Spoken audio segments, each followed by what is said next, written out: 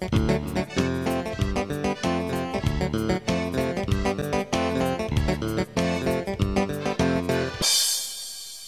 à tous. Nous sommes le vendredi 22 février 2013. Vous écoutez African Time sur WP80 930 AM. Il est 21h à New York et 4h à Pretoria. Vous suivez la principale édition de l'actualité africaine en français. Aïssa Taba au micro, Damabou à la technique. Et sachez ce soir, chers auditeurs, que Dame se trouve actuellement à Memphis et que l'émission se fait entièrement par téléphone. Au sommaire, au Sénégal, Ignace Day nous rapporte que le guide des Tchantakoun, Cher Bétchotchoun, respire à l'air libre. Mais quelles sont les conditions de sa liberté? Toujours au Sénégal, le député maire de Sicap, Sacré-Cœur, est prêt à demander la levée de son immunité parlementaire pour comparaître devant la justice dans l'affaire du meurtre avec préméditation de Dianga Diouf. Mais non sans la présence de l'ancien chef de l'État, Abdoulaye Wade. Au Bénin, dans l'affaire du cambriolage de la Direction générale du Trésor public, un des militaires complices brise le silence. Et Salomon Dessous nous parlera aussi de la bagarre des paysans qui fait 3 morts à 60 km de Cotonou. En Côte d'Ivoire, le président Alassane Ouattara est parti pour le 3e sommet du Forum de coopération entre l'Afrique et l'Amérique du Sud. Notre correspondant, Etienne Sano, y reviendra. En Mauritanie,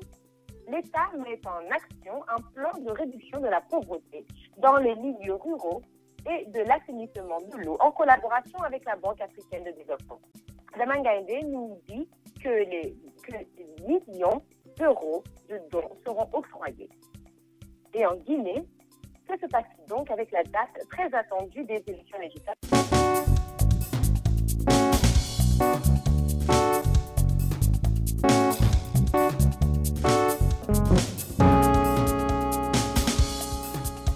Mesdames et messieurs, bonsoir. Nous sommes ravis de vous retrouver ce soir avec African Time. Merci de votre fidélité. Vous écoutez votre émission sur Internet à yolele.com,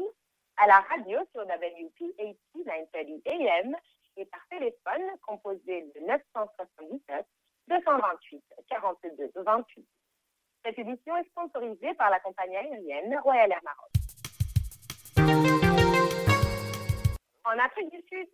le champion handisport sud-africain Oscar Pistorius, inculpé pour le meurtre de sa petite amie au matin du 14 février, est sorti libre du tribunal ce vendredi grâce à son avocat qui a arraché une libération sous caution considérée par ses proches comme une première victoire.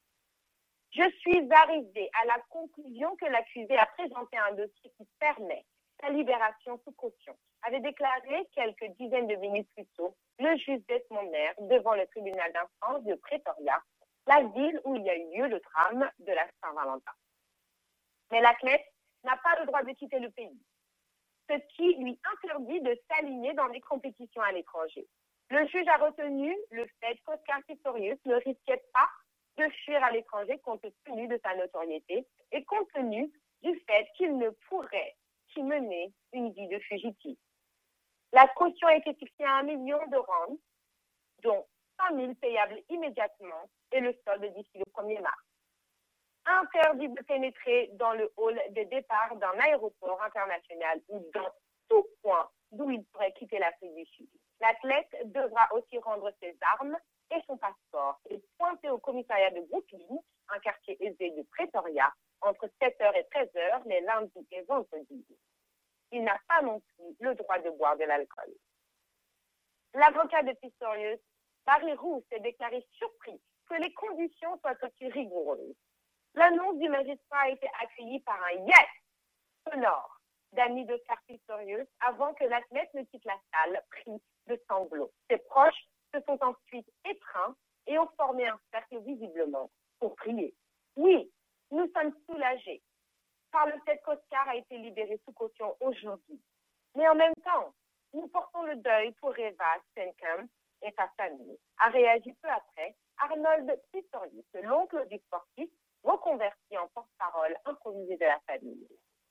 Très prompte à réagir, la Ligue des femmes de l'ANC, le parti au pouvoir en Afrique du Sud, a condamné la réaction de certains hommes au tribunal qui ont sauté de joie et ont célébré la libération sous caution, comme s'ils avaient gagné un trophée, en oubliant qu'une femme innocente a perdu sa vie.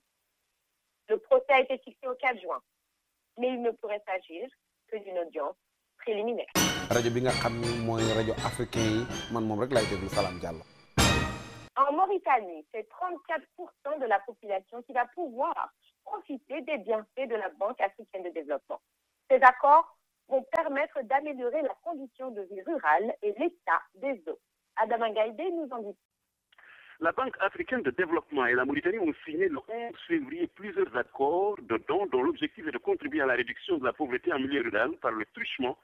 d'investissements dans le secteur de l'eau. Ces dons, d'un montant d'environ de 10 millions d'euros concernant le projet national intégré dans le secteur de l'eau et en milieu rural, appelé PISER, qui est localisé dans le sud-est et le centre du pays. Le PISER profitera à une population rurale de 736 000 personnes, soit 34% de l'ensemble de la population de la Mauritanie. Le financement permettra entre autres l'installation de 100 latrines d'infrastructures comme les marchés, les écoles, les centres de santé, la construction de 50 nouveaux forages dédiés à l'eau potable, l'hydraulique pastorale et à la petite irrigation. Le projet fournira aussi 22 nouveaux systèmes d'énergie solaire pour l'alimentation en eau potable en vue d'approvisionner 110 000 personnes. Outre la réalisation de ces infrastructures, le projet appuiera l'élaboration de la stratégie nationale de mobilisation et de gestion intégrée des ressources en eau à l'horizon 2030. L'objectif de la stratégie est d'accompagner le gouvernement mauritanien dans ses efforts de réforme et de gestion concertée des ressources en eau, tout comme de contribuer à la réalisation de certains objectifs du millénaire pour le développement, dont la BAD est un acteur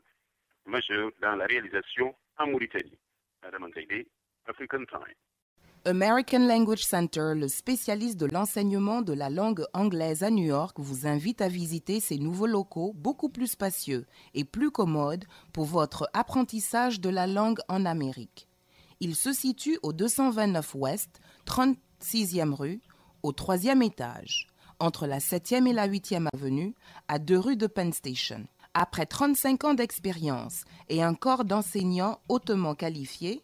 American Language Center propose des cours pour les débutants et pour tous ceux qui veulent approfondir leur connaissance de la langue. Les frais de scolarité d'American Language Center sont très compétitifs et son enseignement est le meilleur dans le pays. Pour les habitants de Queens, la branche locale est au Jackson Heights, 7501 Broadway. Pour tout renseignement, appelez 1-800-ENGLISH, 1-800-364-5474, 1-800-364-5474. Demandez après André. Vous aimez les belles chaussures? Alors écoutez bien. Gora Sneakers au 40 Ouest, 31e rue, entre la 5e et Broadway est l'endroit idéal. Chez Gora Sneakers, il n'y a pas de contrefaçon, tout est original. Vous y trouverez Timberland, Nike, Reebok, Sebago, Adidas et j'en passe les meilleurs. Désormais, vous trouverez chez Gora Sneakers des casquettes et des jeans des plus grandes marques. Alors, ne faites plus attendre vos pieds, offrez-leur des chaussures de qualité. Gora Sneakers, c'est au 40 Ouest, 31e rue, entre la 5e et Broadway, en face du poste office. Téléphone 212 695 64 92. 212 695 64 92. Le chef d'État ivoirien est parti pour la Guinée équatoriale, assister au 3e sommet du Forum de coopération entre le continent africain et sud-américain. Cette rencontre a une ambiance de développement socio-économique. Etienne Tano. Accompagné de son épouse Dominique Ouattara, des membres du gouvernement ainsi que des membres de son cabinet, il a quitté Abidjan en fin de matinée pour la capitale de la Guinée équatoriale. Ce sommet convoqué par l'Union africaine, l'UA, est placé sous le thème adoption de stratégies et mécanismes pour renforcer la coopération sud-sud. Ce sommet vise entre autres à consolider les coopérations entre les deux continents dans toutes les sphères de développement et socio-économique. Le président Alassane Ouattara exige le retrait des militaires guinéens de la zone de Cuéaba. Du moins, c'est la précision faite par le porte-parole du gouvernement, Bruno Koné. au terme du Conseil des ministres du 20 février 2013. En effet, l'occupation de l'armée guinéenne au début du mois de février du village de Kouéba, à l'ouest de la Côte d'Ivoire, n'a laissé personne indifférent. Le chef de l'État ivoirien a fini par hausser le ton pour ordonner le départ sans délai de ces troupes étrangères hors du territoire ivoirien. Au nombre de 50 armés de fusils d'assaut Kalachnikov, des militaires guinéens, faut-il le rappeler, ont annexé le village de Kouéba, revendiquant ce territoire riche en de cuivre et de l'or. Une dispute frontalière vieille de plus de 50 ans est à l'origine de ce nouveau rebondissement. Le représentant spécial du secrétaire général de l'ONU en Côte d'Ivoire exige la mise à jour de la liste électorale. Une préoccupation qui a figuré le mercredi dernier dans ses observations liées à sa certification de toutes les étapes des élections législatives en Côte d'Ivoire. Se félicitant du bon déroulement de ces échéances, Bert Koender a insisté lors d'un point de presse sur cette recommandation relative à l'actualisation de la liste électorale et la révision de la composition de la commission électorale. S'adressant particulièrement au gouvernement ivoirien et au Parlement, le représentant de Ben Ki-moon en Côte d'Ivoire a attiré l'attention sur les critères de découpage électoral qui pourraient, selon lui, friser la succession. Etienne Tano, Abidjan pour Africa. Les Guinéens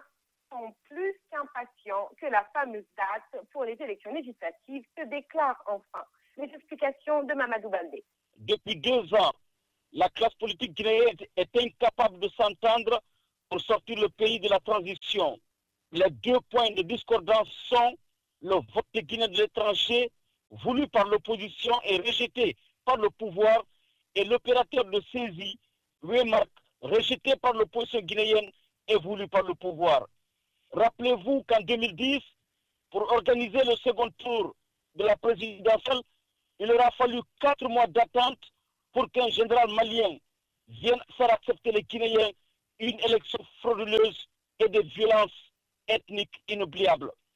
Mercredi dernier, des milliers d'opposants étaient dans les rues de la capitale Conakry et de certaines grandes villes de l'intérieur. L'opposition promet une nouvelle démonstration mercredi prochain pour demander au gouvernement du président Alpha Condé de satisfaire ces 2 revendications citées plus haut. Cette marche projetée est celle de tous les dangers. Dès lors que le pouvoir est sur ses nerfs, l'opposition dit qu'elle ne reculera devant rien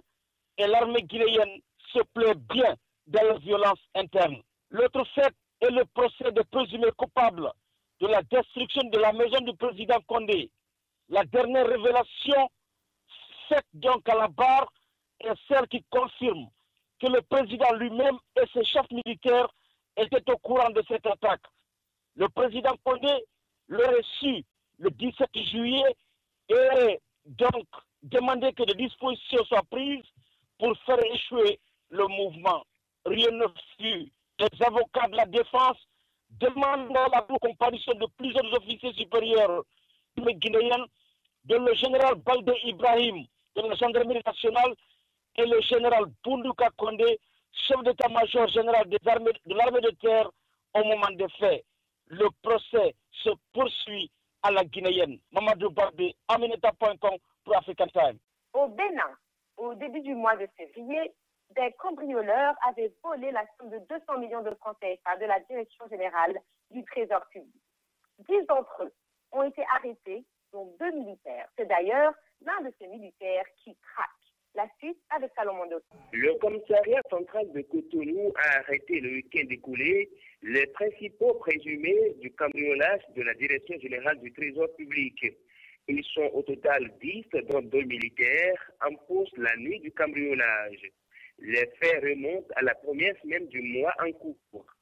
En complicité avec les militaires en poste, les hors-la-loi à la recherche du gain facile ont mené avec munitions cette opération et sont partis avec 200 millions de francs du contribuable béninois.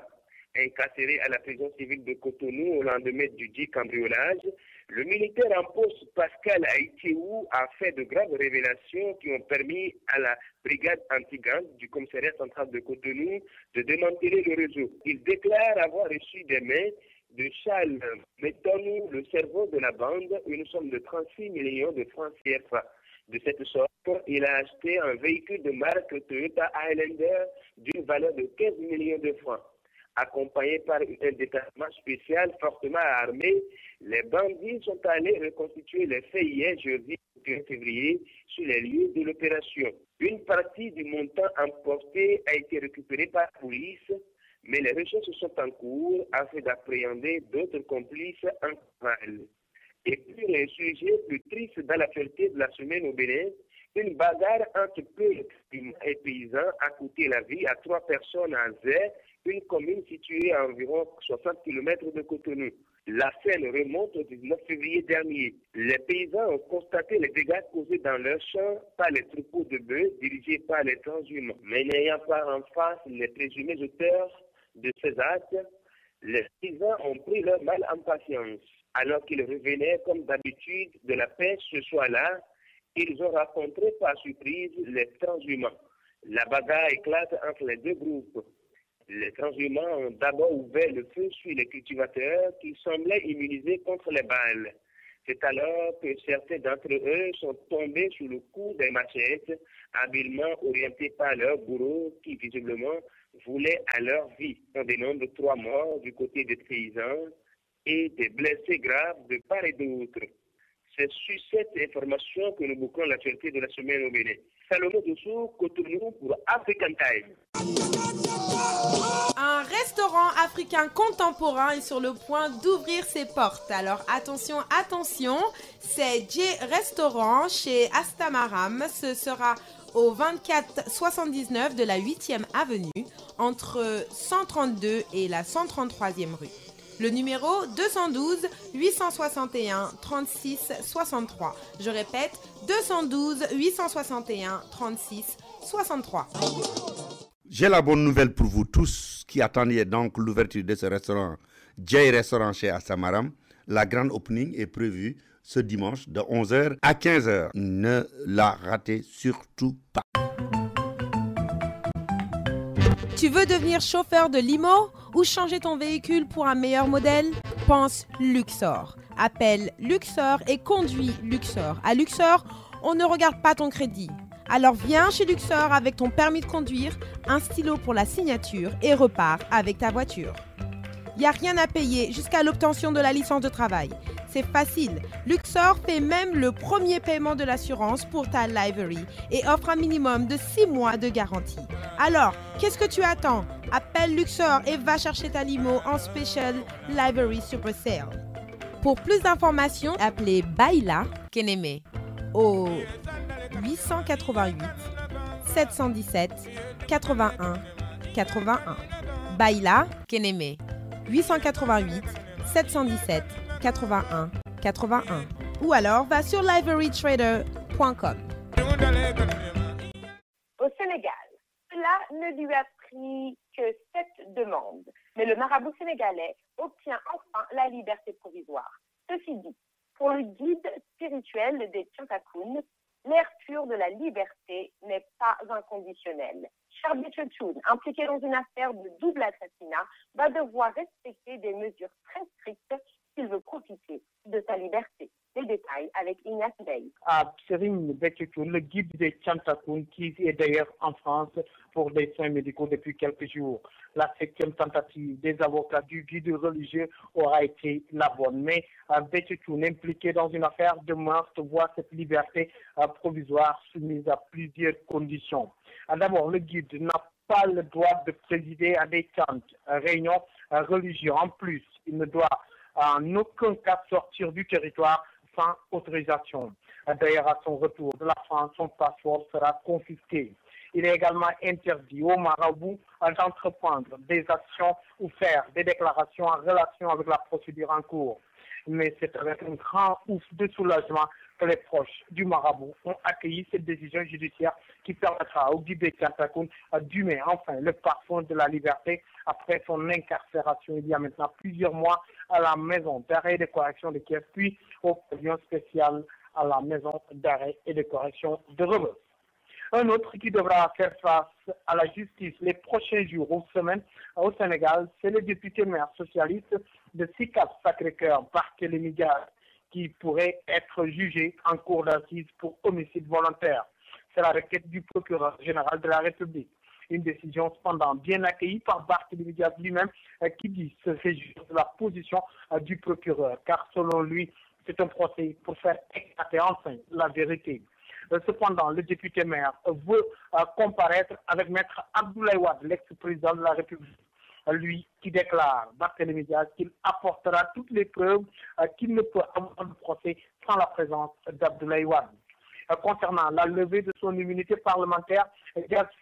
ajoute que ce n'est pas la peine de demander la levée de cette immunité. Je demanderai personnellement la levée de mon immunité pour tirer cette affaire au clair. Lance Barthélémy Dias, qui serait impliqué dans la mort d'Indiagadou, présumé nerveux, tué dans une attaque à la mairie de Mermoz, à Sacré-Cœur, en période préélectorale ici, au Sénégal.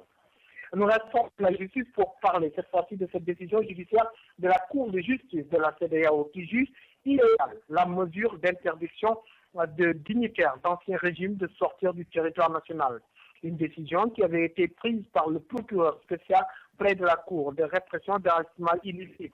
Ainsi, Karim Wade et compagnie peuvent maintenant librement aller et venir hors du Sénégal. La politique a animé également cette semaine l'actualité. En clash de la coalition Benno Bokk Yakaar et supputation de report des élections, les formations politiques ont fait du bruit, beaucoup de bruit cette semaine. Rien ne va plus d'ailleurs entre la Yakaar et le parti d'Idrissa Seck. Par presse interposée, les militants des deux secrètes les chignons et les dissensions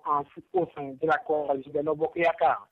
Des locales 2014 qui sont encore sur toutes les lèvres ici, au pays de la Teranga. Pour l'ancien ministre des Forces armées, responsable du Parti démocratique sénégalais et maire de Kolda, Macky Sall n'a pas de parti. Avant d'ajouter que seul un parti suicidaire accepterait de s'aligner avec la paix. Le Kolda Bekay Diop de jeter des pierres dans le jardin de la coalition de Benno Bokk Yakaar. Et lorsque Jean-Paul Diaz a agité tout récemment le report des orales, les réactions n'ont pas manqué dans la classe politique. Au Parti socialiste, pas question de report de ces élections locales, déclare le porte-parole adjoint Abdoulaye Wilane qui estime qu'il faut respecter le calendrier républicain. Et pour couper court à ce débat de report ou non des élections locales, Macoumba Koumé au ministère de l'Intérieur se prononce sur les ondes de Sud FM sur la date de ces élections locales fixées au mois de mars 2014. Des élections qui seront organisées par Omar nommé à l'issue du Conseil des ministres, directeur général des élections. Il remplace à ce poste alors Thiandé Fall, un autre promu à la tête de l'administration territoriale au Sénégal, c'est le désormais ex-gouverneur de Saint-Louis, Léopold Wade. Puis, où caser les nouveaux bacheliers non orientés? Cette question qui taraude depuis l'esprit d'autorité semble trouver une ébauche de réponse. Et ces autorités comptent caser ces nouveaux bacheliers dans les universités privées et faire endosser à l'État les frais y afférents. Le président de la République, Macky Sall, qui vient ici au chevet de ces nouveaux bacheliers, a instruit son Premier ministre à d'étudier cette affaire au plus vite. Pas de gaz à Dakar depuis quelques jours. Les ménages trinquent et dans la capitale et à l'intérieur du pays. Une situation difficile décriée par les populations qui se sont rabattues depuis sur le charbon de bois. En attendant l'arrivée d'un bateau à Dakar, un bateau pas avant mercredi prochain. Une pénurie de gaz décriée par le syndicat du pétrole et des gaz qui appelle à un règlement définitif des problèmes de ce secteur. Après une menace terroriste d'attentat à la bombe sans précision, l'ambassade des États-Unis à Dakar a demandé ce vendredi à ses ressortissants d'éviter le centre-ville Dakar. Une menace qui a ainsi plongé le centre-ville de Dakar dans l'angoisse. Un centre-ville qui a même été cerné par les forces de sécurité ce vendredi. Ainsi va l'actualité ici, au Sénégal, à Dakar, pour African Times. Ignace Ndeye. Besoin d'une assurance pour votre voiture personnelle, votre voiture taxi TLC, votre business ou une assurance pour la maison? Pourquoi aller de l'autre côté de la ville, ou à Queens, ou pire encore, jusqu'à Brooklyn? Quand tu peux tout simplement aller au New Harlem Car Service situé au 2132 de la 8e avenue, entre la 115 et la 116e. Oui, c'est ça l'adresse, 2132 8e avenue, entre la 115 et la 116e. Il faut arrêter de perdre du temps. On sait tous que le temps, c'est de l'argent, non? Donc, Samy & Associates, c'est la solution à tous les problèmes. Ils transfèrent ton assurance instantanément. Pas de temps à perdre. Au revoir aux amendes de parking. Samy & Associates sont là pour toi. Alors, décroche le téléphone et appelle Seynabou au 212 280 25 22. Seynabou 212 280 25 22. Anglais, français, wolof, il n'y a pas de problème. We are together. On est ensemble. Neo Far. Je m'adresse surtout aux chauffeurs de taxi pour assurer vos voitures. Appelez Samy & Associates au 212 280 25 22. Demandez Seynabou au 212 280 25 22. Et d'autres nouvelles d'infos. En Tunisie, l'islamiste Ali Larabiet, désigné vendredi pour former un nouveau gouvernement, a promis un cabinet dans lequel se retrouveront tous les Tunisiens et Tunisiennes, insistant sur l'égalité entre les sexes. Nous allons entrer dans la phase de composition du nouveau gouvernement, qui sera celui de tous les Tunisiens et Tunisiennes, compte tenu du fait que hommes et femmes sont égaux en droit et en devoir, a-t-il dit, après avoir accepté de succéder au Premier ministre démissionnaire Hamadi Djebali, également membre du parti Ennahda. Monsieur Larayet,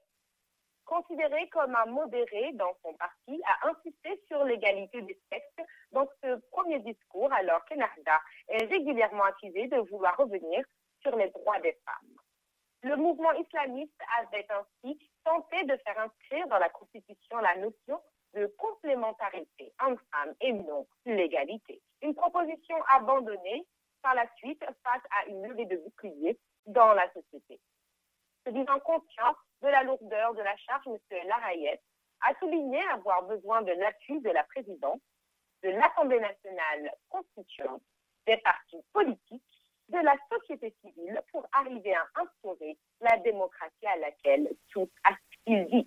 J'espère trouver un bon accueil auprès des Tunisiens et des Tunisiennes, des partis politiques, des milieux d'affaires, des médias, du monde de la culture et des hommes de religion. M. Larayet a indiqué qu'il évoquerait une fois priorité du futur gouvernement, refusant de répondre aux questions des journalistes. Le nouveau gouvernement aura la lourde tâche de sortir le pays de sa pire crise politique depuis la révolution de janvier 2011. Elle a été provoquée par l'assassinat retentissant d'un opposant anti-islamiste, Chokri Belaïd, le 6 février. M. Larayet a 15 jours pour former son équipe. Première force politique du pays avec 89 députés, Ennahda peut réunir assez facilement les voix de 109 élus sur 217 nécessaires à l'approbation du gouvernement.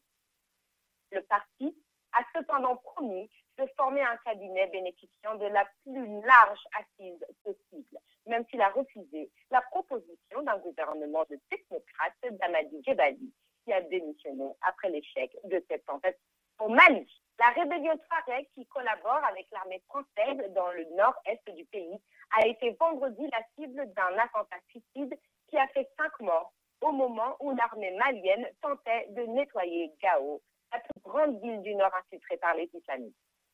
L'attentat suicide a été commis à l'aide de 2 voitures piégées, conduites par 2 kamikazes à Inahil, localité proche de Tefali,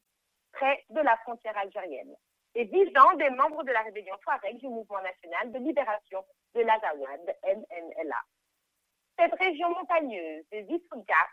sert de refuge à de nombreux islamistes armés liés à Al-Qaïda, traqués par l'armée française depuis plusieurs semaines, mais elle est aussi le berceau des Touaregs. À Inhalil, à l'aube, 2 véhicules kamikazes ont explosé, visant des civils et des combattants du MNLA. Il y a eu 3 morts et plusieurs blessés dans les rangs du MNLA, selon une source sécuritaire malienne. L'information a été confirmée par un responsable du MNLA à Ouagadougou. Il a accusé le groupe islamiste Mouvement pour l'unicité et le djihad en Afrique de l'Ouest d'être à l'origine de cet attentat. À 350 km au sud-ouest de Kidal, à Gao, des soldats maliens ont tiré à armes lourdes vendredi sur la mairie où s'était retranchée la veille des islamistes armés lors de violents combats avec l'armée malienne appuyée par l'armée française. Les soldats maliens ont tiré au lance-roquettes sur le bâtiment où, selon le colonel Mamadou Samaké de l'armée malienne, il y avait au moins un islamiste armé qui a riposté avant d'être tué. Dans la mairie, les corps des 4 hommes ont été découverts, parmi lesquels 2 entièrement déchiquetés. Selon l'armée française, entre 15 et 20 islamistes ont été tués, 2 soldats français légèrement blessés et 4 soldats maliens auraient été blessés au cours des combats de jeudi qui ont eu lieu au centre-ville, dans les secteurs de la mairie et du palais de justice. Dans la nuit, toujours de jeudi à vendredi, et dans la matinée de vendredi, des coups de feu ont été tirés à divers endroits de Gao, dans le centre où des combattants islamistes étaient positionnés sur les toits, notamment sur celui du marché principal, selon la journaliste de l'AFP. La situation au Mali n'est pas du tout stable, a déclaré vendredi le chef de la délégation du Comité international de la Croix-Rouge au Mali et au Niger, alors que l'ONU a dénoncé des informations horrifiantes en matière de droits de l'homme. En Guinée équatoriale, à l'image de la présidente brésilienne Dilma Rousseff, qui affirme croire en une nouvelle ère pour les pays du Sud, la vingtaine de chefs d'État présents au sommet ASA, Amérique du Sud, Afrique, à Malabo, a appelé de ses vœux la coopération entre les 2 continents pour se développer. En soirée, les chefs d'État ont adopté une déclaration commune dans laquelle notamment ils soutiennent l'approche globale de la crise du Mali, comme indiqué par l'Union africaine et le Conseil de sécurité des Nations unies, et demandent à la communauté internationale de soutenir les processus de retour à l'ordre constitutionnel à Madagascar et en Guinée-Bissau, ainsi qu'à la normalisation et la stabilisation de la République démocratique du Congo et de la Centrafrique. Je crois du fond du cœur que le XXe siècle et les décennies à venir seront celles de l'affirmation du monde en développement et spécialement celle de l'Afrique et de l'Amérique latine, a lancé la présidente brésilienne, héritière de l'ancien président Inácio Lula, grand partisan de la création de l'AFTA, qui rassemble 54 pays africains et 12 sud-américains. Il est fini le temps où nous marchions dans une banlieue distante, silencieuse et problématique. Le monde en développement est devenu vital pour l'économie globale et compte pour plus de la moitié de la croissance économique et 40% des investissements, a-t-elle déclaré. Véritable vedette du sommet. Madame Rousseff en a profité pour répéter une des requêtes incessantes de la diplomatie brésilienne, ouverture du Conseil de sécurité à des pays du Sud, réforme du Fonds monétaire international, de la Banque mondiale et de l'Organisation mondiale du commerce, dont le Brésil brigue la présidence. La réforme de l'ONU est urgente. Rien ne justifie que l'Afrique et l'Amérique du Sud soient toujours sans représentant au Conseil de sécurité, a-t-elle estimé. Les échanges commerciaux entre les 2 continents ont été multipliés par 5 entre 2002 et 2011, s'élevant l'an dernier à 39,4 milliards de dollars, selon des chiffres fournis par le Brésil. La plupart des orateurs ont évoqué les points communs entre Afrique et Amérique du Sud. Le président nigérian Goodluck Jonathan soulignant que les 2 régions avaient d'immenses possibilités, tant au niveau des ressources humaines que naturelles, qui plaçait les 2 continents dans une position avantageuse dans le contexte de la globalisation. Mais il a aussi appelé pour l'AFTA la nécessité de mettre en place un système de financement pour pouvoir avancer à l'avenir. Hors microphone, de nombreux délégués estiment que depuis le premier sommet de 2006 au Nigeria et le deuxième au Venezuela, l'AFTA n'a donné que très peu de fruits concrets. C'est une belle idée, mais la coquille est vide, souligne un observateur. Le président Teodoro Obiang, hôte du sommet, a dit vouloir étendre l'AFTA aux pays d'Amérique centrale et des Caraïbes, jugeant que son impact serait positif pour la coopération sud-sud.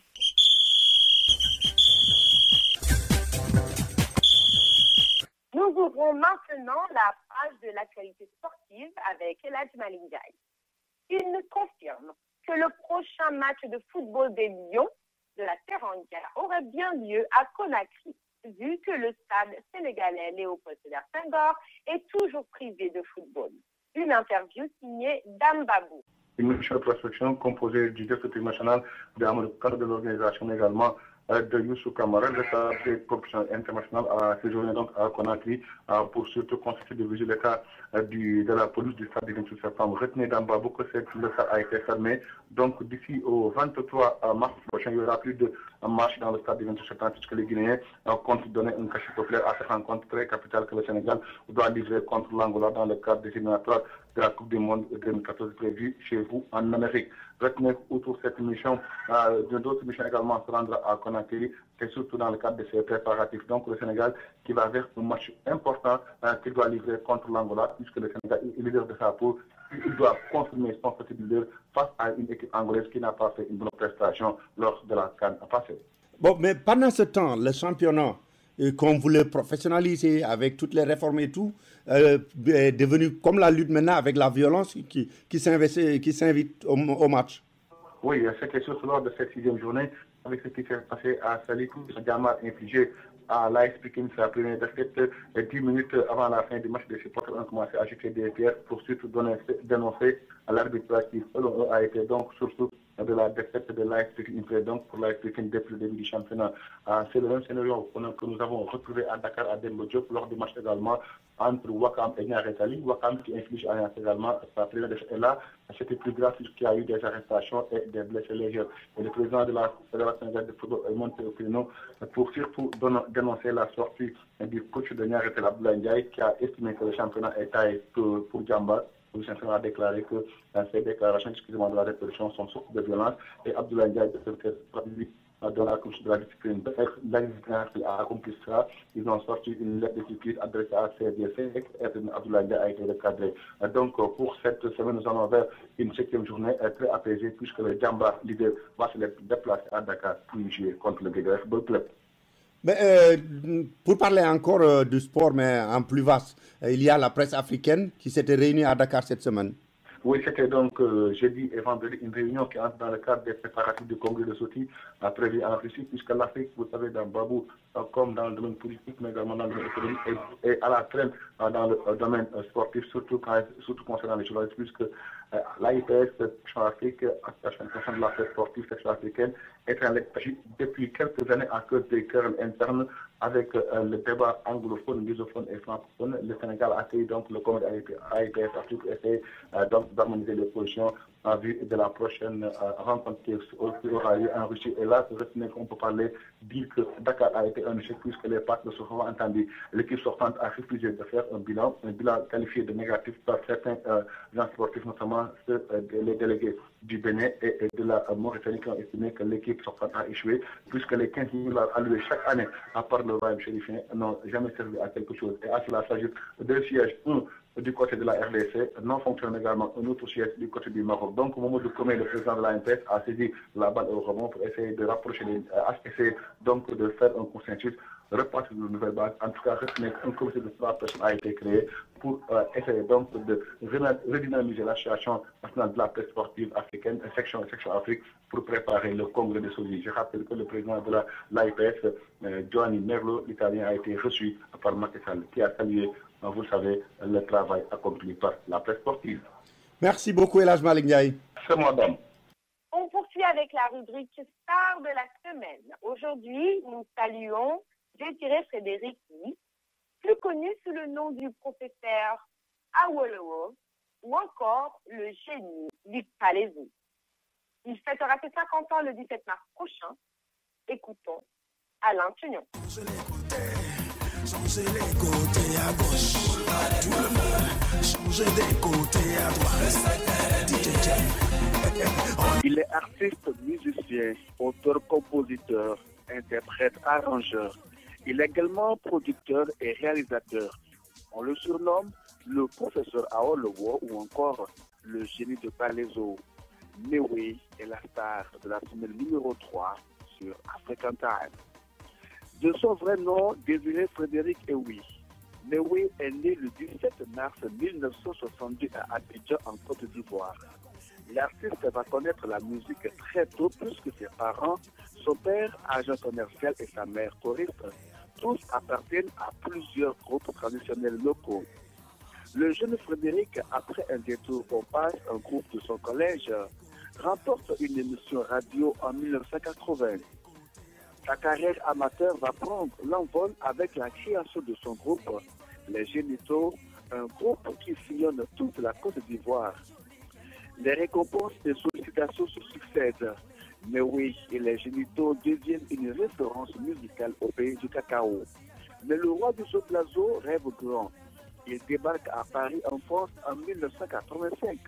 où il crée le groupe Défense d'Ivoire avec Kimo, le pianiste, l'un des rescapés du groupe Les Génitaux. Toujours en quête de succès, Newe sollicite un prêt bancaire pour financer en 1989 son tout premier album Aïbépo. Il invente ici un style musical que lui seul connaîtra le secret. Tout un mélange de rythmes traditionnels de Grand Bassam, le Soblazo, Newe devient son créateur. Toute la Côte d'Ivoire a désormais une idole. L'artiste récidive 2 ans plus tard. Le style Soblazo prend forme en 1991 avec le deuxième album. Cette fois-ci, le pourcentage s'élève 200%. Newe devient une superstar. Il réalise son rêve, chanter en Europe et aux États-Unis. Avec une régularité dans leurs titres, dans leurs fréquences et dans leur succès, les albums de Newe sortent tous les 12 ans. 200% Soblazo en 1991. Jamais 203 en 1993. Apollo 95, 400% Soblazo en 1995. Les génies vous parlent, 500% Soblazo en 1997. Extraterrestre, 600% Soblazo en 1999. Éternel en 2001, pour ne citer que ceux-là. Le succès de Newe va s'accroître au fil des années avec la célébration de ses 20 ans de carrière musicale réussie et pleine de succès, couronné par la sortie de l'album MV en 2009.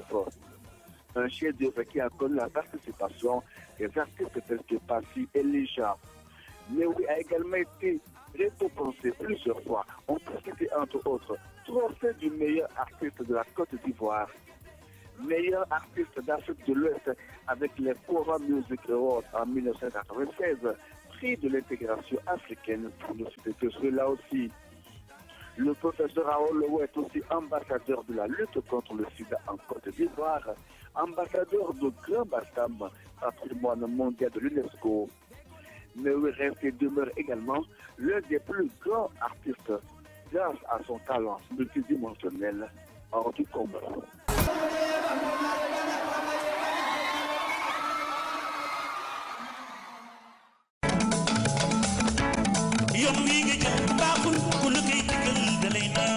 Votre compagnie aérienne préférée, Royal Air Maroc, est toujours à l'écoute de vos désirs et demandes.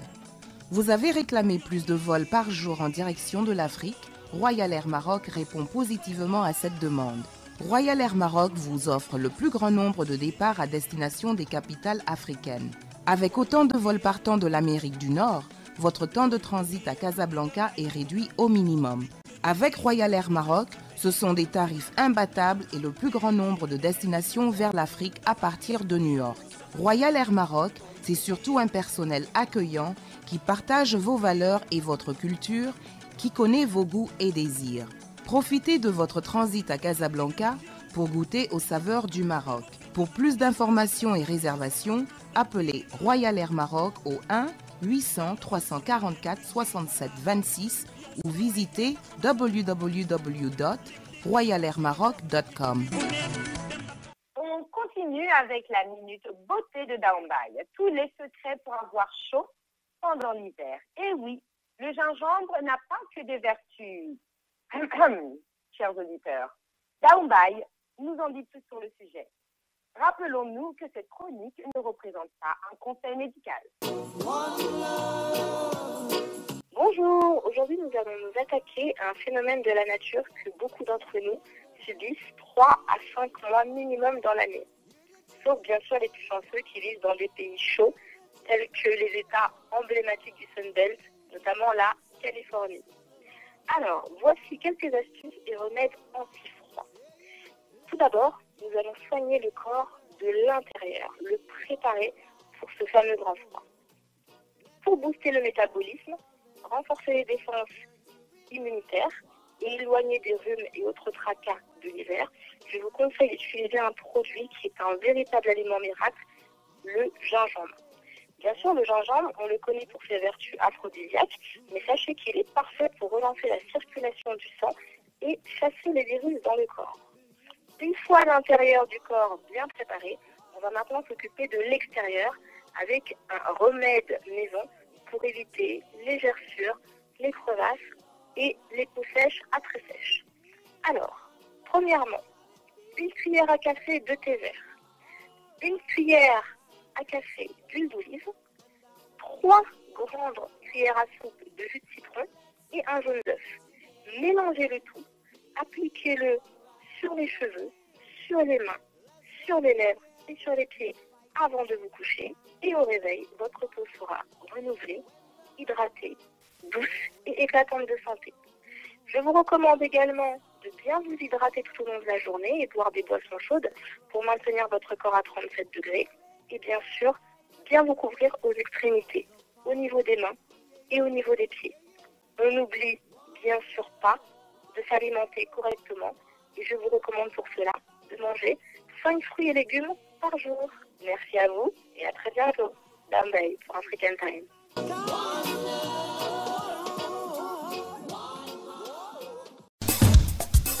C'est la fin de cette édition, chers auditeurs. Merci de l'avoir suivi. Dame Babou va prendre le micro dans un instant pour le journal en Wolof.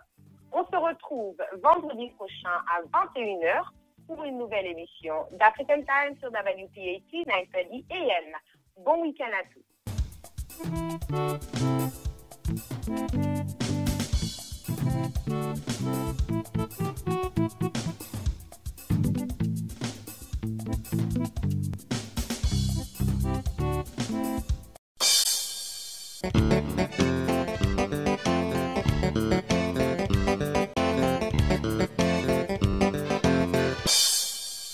mbokk yi ñu ngi leen di nuyu te di leen gërëm ci déglu bi ngeen def seen émission fii ci African Time ci WPAT 930 AM yéen a ngi ñu déglu itam ci yolele.com ak ci téléphone bi 979 282 4228 979 282 4228 seen mbokk Dame Babou moo ne ci micro bi moo nekk itam ci machine bi nañ ko baaxoo di def ajjuma ju nekk noonu lañ koy defee ci ajjumay tey jii yem ak ñaar fukki fan ak ñaar ci weeru février 2013 danañu leen andil xabaar yi bu ay yëgle amee ñu andil leen ko balaa ñuy tàggoo ak yéen.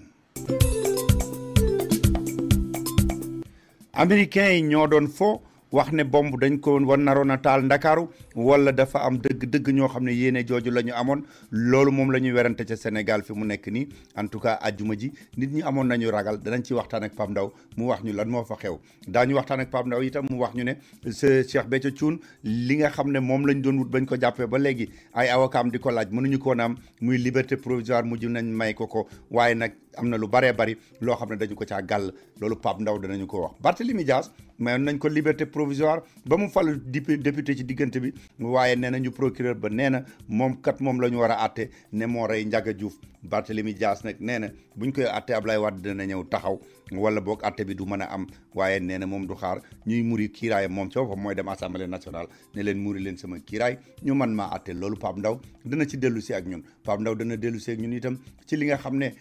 ajjuma ju nekk ñu wax lu ci jëm muy xaalis ba ñuy wër naan gars yi dañ ko randaloon ak fu ñu ko dugal ambassadeur u France nee na en tout cas lañ ci jotoon a dugal France moom du ñu wax ñun dañ ko randal wala déet waaye ñooñee nga xam ne ay kilifa la ñu woon lu ñu am France daañu seet ba xam nuñ ko amee fu ñu ko jëndee nuñ ko fayee delloo ko gouvernement au Sénégal moo xam nag lan la ciy def mbiri xaalis ba tey buñ koy wax kii di Moustapha Niass nee nañu bind na wax li mu am lépp moom ñu wax ne sax at mu nekk juróomi milliard dana ko ci am loolu Pape Ndaw dana ci dellu seeg ñun waaye nag ba mu ko yóbboo jox ko tribunal ba tribunal la daf ko ne loi bu tax nu war a jël sa lettre boobu amagul ci réew mi ba mu naan nañ wut loi boobu loolu yëpp Pape Ndaw dana ci dellu seeg ñun Pape Ndaw dana dellu seeg ñun itam ci li nga xam ne moom la ñuy waajal lu jëm ci élection maire yeeg yooyu ñu war koo def déwén waaye fi mu ne buuxante ba tàmbali na ci saase loolu yëpp Pape Ndaw danañu ko leeral ba mu leeral ñun nag suñu mbokk journaliste yi dafa mel ne léegi weer wu nekk ñu dégg ku ne am na kuñ ci jàpp wala am na kuñ ci bëgg a jàpp wala am na kuñ ci jàppoon bàyyi ko Njaay Doos dañ ko jàppoon moom it ci lu jëm ci mbiru visa lañ ko doon jéeñ waaye nee nañu ki ko porté woon plainte di Sidi Lamine Niass nee na jéggal na ko Pape Ndaw danañu wax fu ñu dox ba yegg si ci jéggal boobu daañu ñëw ak yéen itam ci li nga xam ne moo xew ci mbiri Amérique fii ci politique bi li ñu fay waxtaane li ñu wax séquestre ñu seet ba xam loolu lan la tekki ak lan lay tekki ci sunu dund ñi nga xam ne noo nekk ci biir réew mi daañu leen ko faram-fàcceel ci nu ñu ko mënee daañu ñëw ak yéen ci mbiru tàggat yaram balaa ñuy ñëw ak kii di Xaadim Samb ngir mu wax ñu ci mbiri làmb ji buñ jógee ci loolu nag daañu jot ki nga xam ne mooy Birahim Ndiaye mu wax ñu combat yi fi Xaadim tudd léegi naka lañ ko mën a jàngate yan analyse la ci def moom mbër yi ñu wax ku ci nekk lan mooy sa force ak lan mooy sa faiblesse seen mbokk Dame Babou moo nekk ci micro bi moo nekk itam ci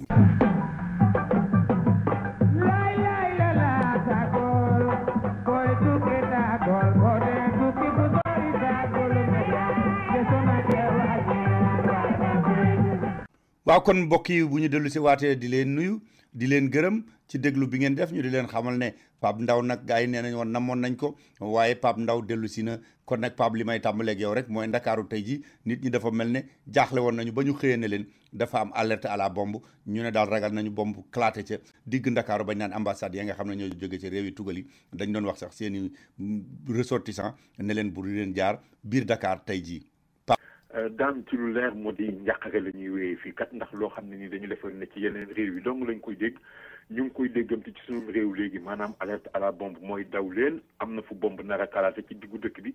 di Ndakaaru loolu nag ñi nga xam ne bi moo di waa ambassade des États-Unis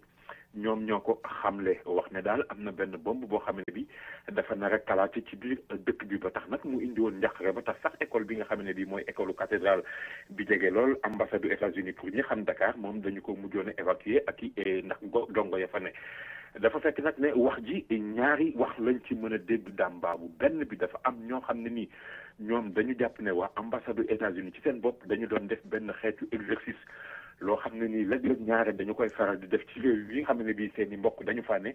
jékki-jékki rek wax alerte à la bombe am na bu ko defee ñu daal di tester li nga xam ne bii mooy seen capacité ni ñuy doxalee bu fekkoon ñëf yi dafa am dëgg-dëgg nan lay demee ak na muy demee départ ba ca arrivé ba ñeneen ñi nag ne déedéet xabaar bi dafa nekk loo xam ne nii service de police yi jotoon nañ ko boobaak léegi mot na ayubés doon def sax enquête di jéem a seet ndax mbir mi dëgg la wala du dëgg ndax ay islamiste ñoo nekk ci ginnaaw wala déet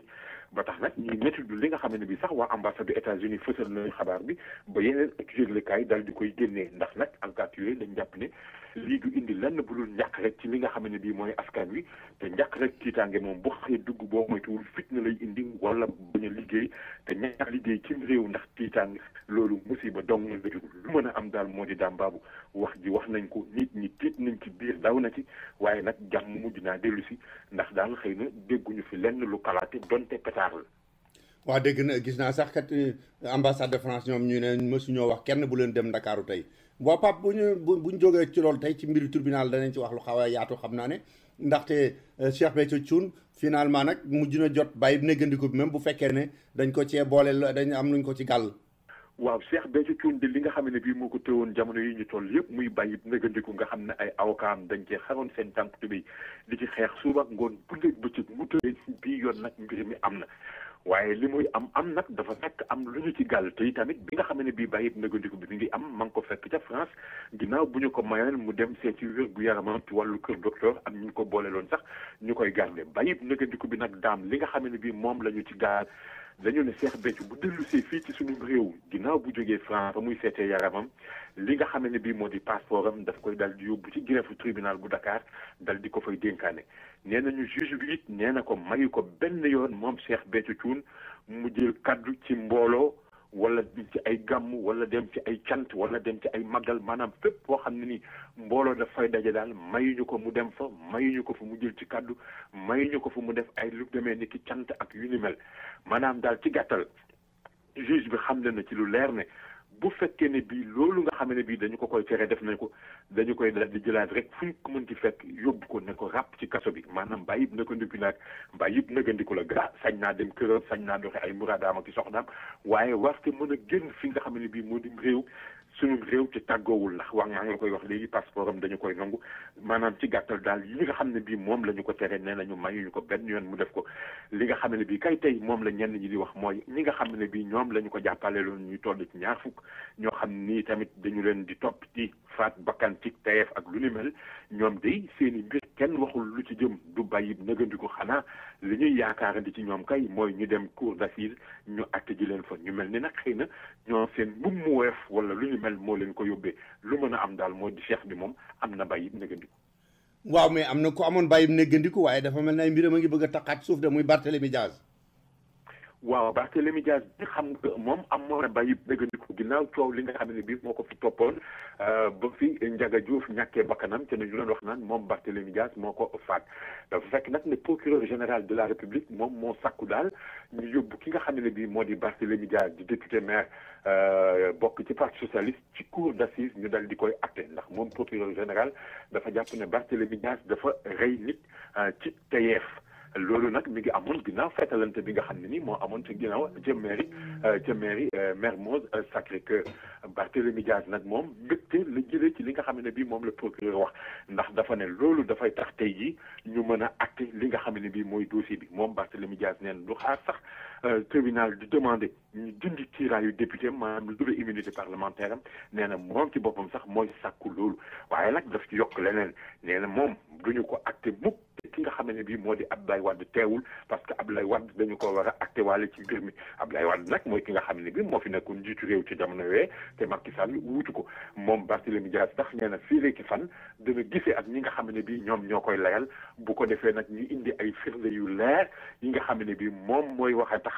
bu ñu ko waree acté war a acté waale yi tamit ki nga xam ne bii moo di Abdoulaye Wade lu mën a am daal moo di moom Barthélémy Diaz acté bi moom pare na ci jéemu koo daw jéemu koo moytu nee na kiiraay yi tamit du xaar ñu dindil ko ko wala du xaar keneen di ko sàkku moom ci boppam mooy sàkku ñu teggil ko ko. balaa ñuy jeexal ci tribunal bi Pape Serigne Mbacké Ndiaye xam nga ca jamono yooyu yëngatu yooyu amoon itam këram gars yi dañ ca daloon ba am fa lu ñu fa yàq am lu ñu toj am lu ñu lakk ba ñu jàppoon ci ay xale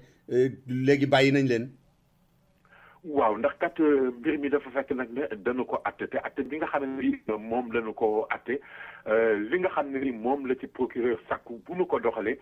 dañu leen di bàyyi ndax kat procureur dafa sàkku ñu daan leen 2 ati kaso yoo xam ne yi fukki ya ak juróom-ñett dong la ñuy tëdd. fukki weer yi ak juróom-ñett fukki weer yi procureur kon dafa sàkku ñu daan leen 2 ati kaso yoo xam ne fukki weer yi ak juróom-ñett la ñuy tëdd te fukki weer ak juróom-ñett yooyu ñoom jot nañu koo tëdd ba pare looloo tax sax booy xool fi mu nekk ni ñu daal leen may li nga xam ne bii moo di bàyyi nëgandiku ginnaaw bi nga xam ne bii nag moom Xaadim Lo ak ñeneen ñett ñi nga xam ne nii ñoom la ñu ci tegoon loxo lu mën a am daal mbir mi dana leer ci seen bopp 2 fukki fan ak benn ci weeru mars bi nga xam ne bii moom la ñu dëgmal ndax nag booy xool ñoom ñi nga xam ne bii ñoo seq mbir mi yëpp muy Xaadim Lo mi nga xam ne ni moom laa la doon wax léegi donte moom mi ngi jéem a weddi mbir yi nee na bokk ci demeewul noonu ak keneen ki nga xam ne kii moo ci bokkoon muy Pape Abdoul Ndiaye ñoom daal ñu ngi miim di jéem a dindi tuuma mais lu mën a am ñu ngi leen jàpp ginnaaw boo xam ne bii benn téléphone bu nekkoon kër Serigne Mbacké Ndiaye moom la ñu fekk ci loxo ki nga xam ne bii moom moo di Xaadim Lo loolu mooy li nga xam ne nii moo leen sànq ci bés bi nga xam ne mbir mi ca la amee ci diggante juróom-ñetti waxtu jàpp juróom-ñeenti waxtu ci guddi ci la mbir mi amee noonu ñu daal di gis nag téléphone boobu loolu mooy li nga xam ne bii daal moom moo taxoon ñu teg leen loxo teg loxo boobu nag indi atte bi tey donte nag ñun ñu ngi jéem a weddi ndax ñi nga xam ne bii ñoom ñoo leen di layal daal ñoom nee nañu nañu leen bàyyi rek ñu dem mbir mi lenn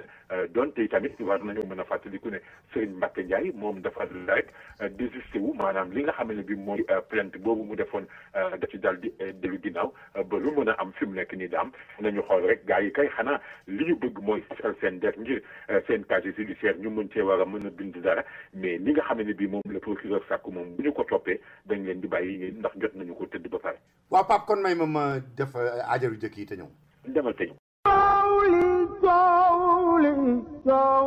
fépp fu nu mën a tukki moo xam ci biir réew mi la moo xam bitim réew rawatina nag bu dee Afrique suñu gos la kon war a dem mooy Kara Tour and Travel billet bu ñuy jaay ak avion boo bëgg a demee demal Kara Tour and Travel mu jox la ko ci njëg yoo xam ne mënuloo ko amee fenn xew wu nu am wu nu ñor dëgg fa nu war a dem mooy Kara Tour and Travel bu nu yegg si mu ñu jox suñu billet ci njëg yéenu gënal daal di ñuy wax avion ba nuy dugg ak kañ lay dem nu daal di dem ci lu gaaw a gaaw. Kara Tour and Travel mi ngi nekk ci 38 West 32nd Street room 1501. téléphone 212 683 2223.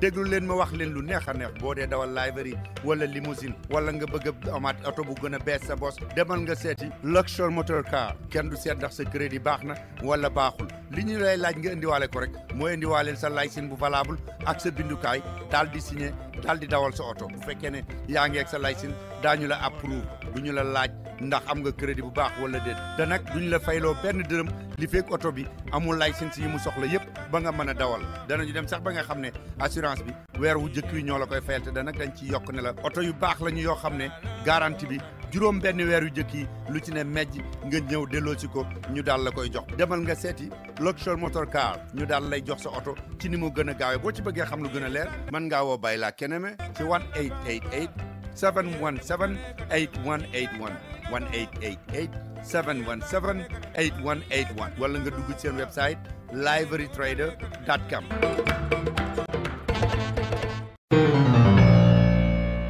fu ñu ko waxee ñëpp yaakaar ne mënula am ndax day neex lool Omar Diop bu Interpath Computer ñëwati na ak benn spécial boo xam ne bu ma leen ko waxee li fekk demu leen fa da ngeen di yaakaar ne mënula am Dell computer bu baax lool ànd ak écran am ñu di leen ko jaayee $139 rek waaye nag xam ngeen ne loolu kenn du ci am lu bari lool bu ngeen bëggee am ci computer Dell yooyu nga xam ne lépp ñu boole ko di la ko jaay $139 da ngay dem Interpath Computer mi ngi nekk ci 15 West 116th Street ci diggante 5th ak Lenox Avenue mooy ba nekkoon ca diggante 5th ak Madison tuxur na bu yàgg léegi mi ngi ci diggante 5th ak Lenox Avenue téléphone 212 423 97 50 di leen jaay Dell Computer buy dox na mu war a doxee ànd ak écran ànd ak keyboard ànd ak mouse lépp pour $139 woo leen ko ci 212 423 9750.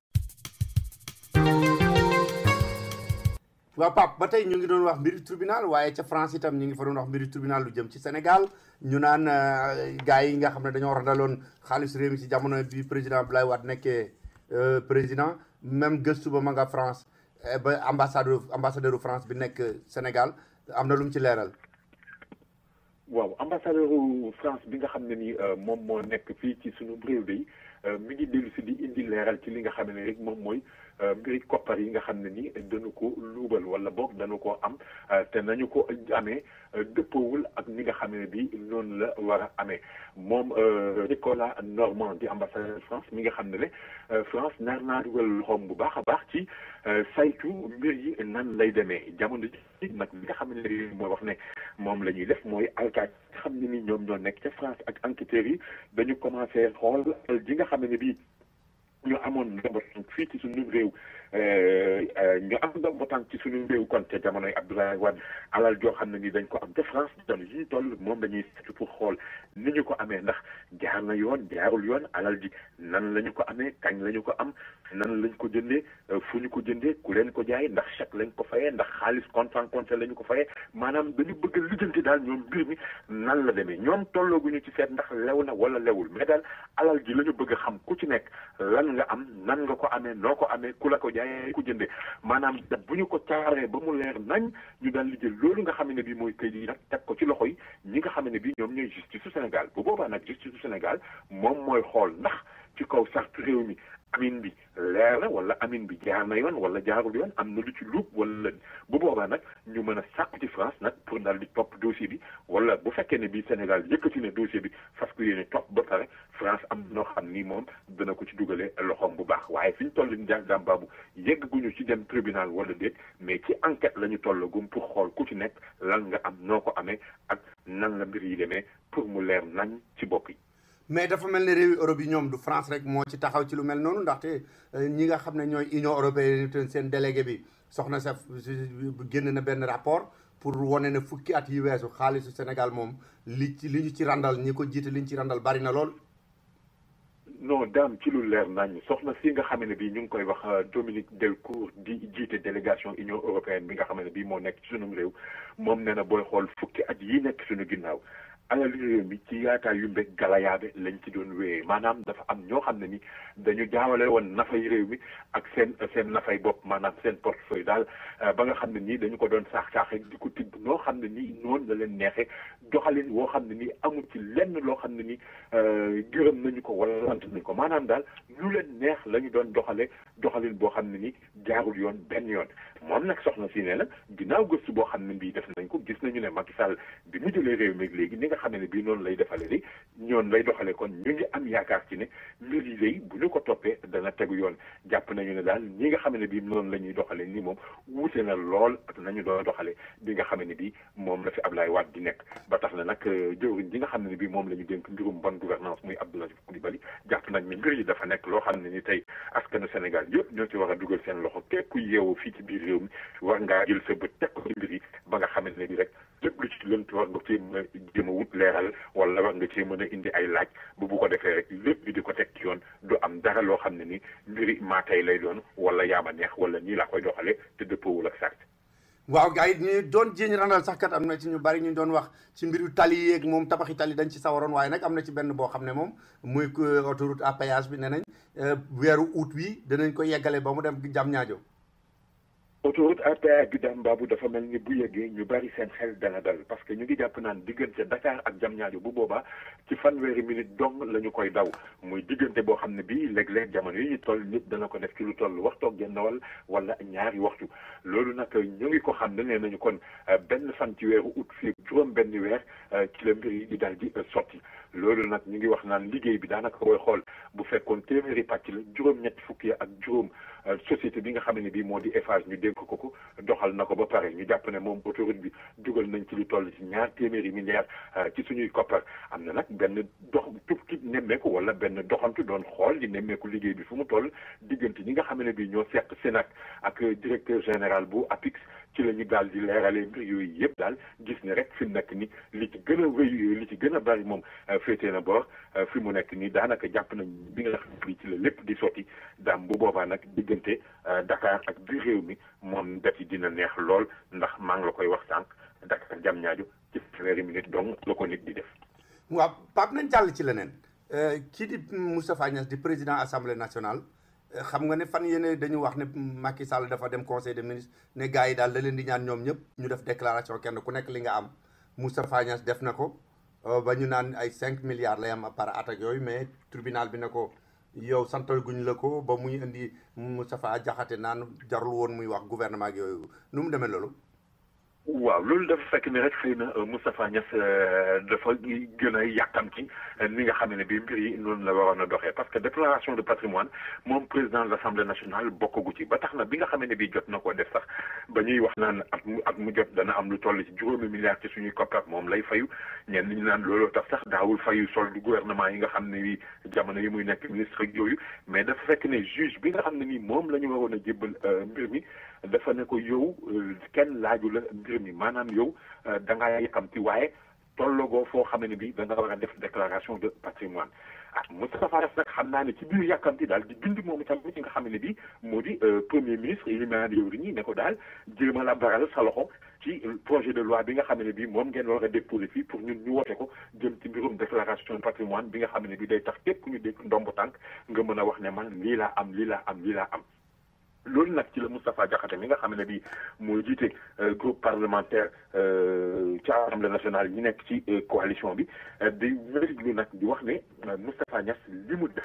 dëppoowul ak li nga xam ne bii moo di yoon parce que dañoo nekk ci doxalin woo xam ne dañuy wax séparation des pouvoirs bu ñu ne président de la république mu féetee na le ñu ne maanaam gouvernement exécutif mu féetee ne ñu ne judiciaire mu féetee ne ñu ne législative bi muy assemblée nationale mu féetee ne ku ci nekk dafa am loo xam ne ni moom nga war a doxal ci say mbir kon Moustapha Niasse amul benn yoon foo xam ne bii dafa war a mën a jël pilimam naan dafay bind ki nga xam ne bii moo di Abdoul Mbaye pour di ko wax naan na baral loxoom ci ni nga xam ne bii noonu la ñu war a mën a doxalee jëm ci mbir ay déclaration patrimoine ak yu ni mel loolu daal mooy li nga xam ne ni gars yi rafetlu ñu ko benn yoon daam baabu parce que nag Niasse bu fekkee ne bii yàkkamte ne pour nit ñi xam li mu am nan la toll tamit loolu dafa war a dëppoo ak ni nga xam ne bii mooy sart ci réew mi maanaam dafa war a toog ba yoon laaj ko ko te pour yoon laaj ko ko tamit bu fekkee ne bii gouvernement bi ñoom ñoo war a yónnee li nga xam ne bii mooy proposition de loi bi assemblée nationale moom amul benn yoon pour jël bi ñan day bind ko def yëf pour naan nañu baral ak nañu diibal maanaam daal ci gàttal loolu yoonam nekku ci. waaw Pape may ma demaat te ñëw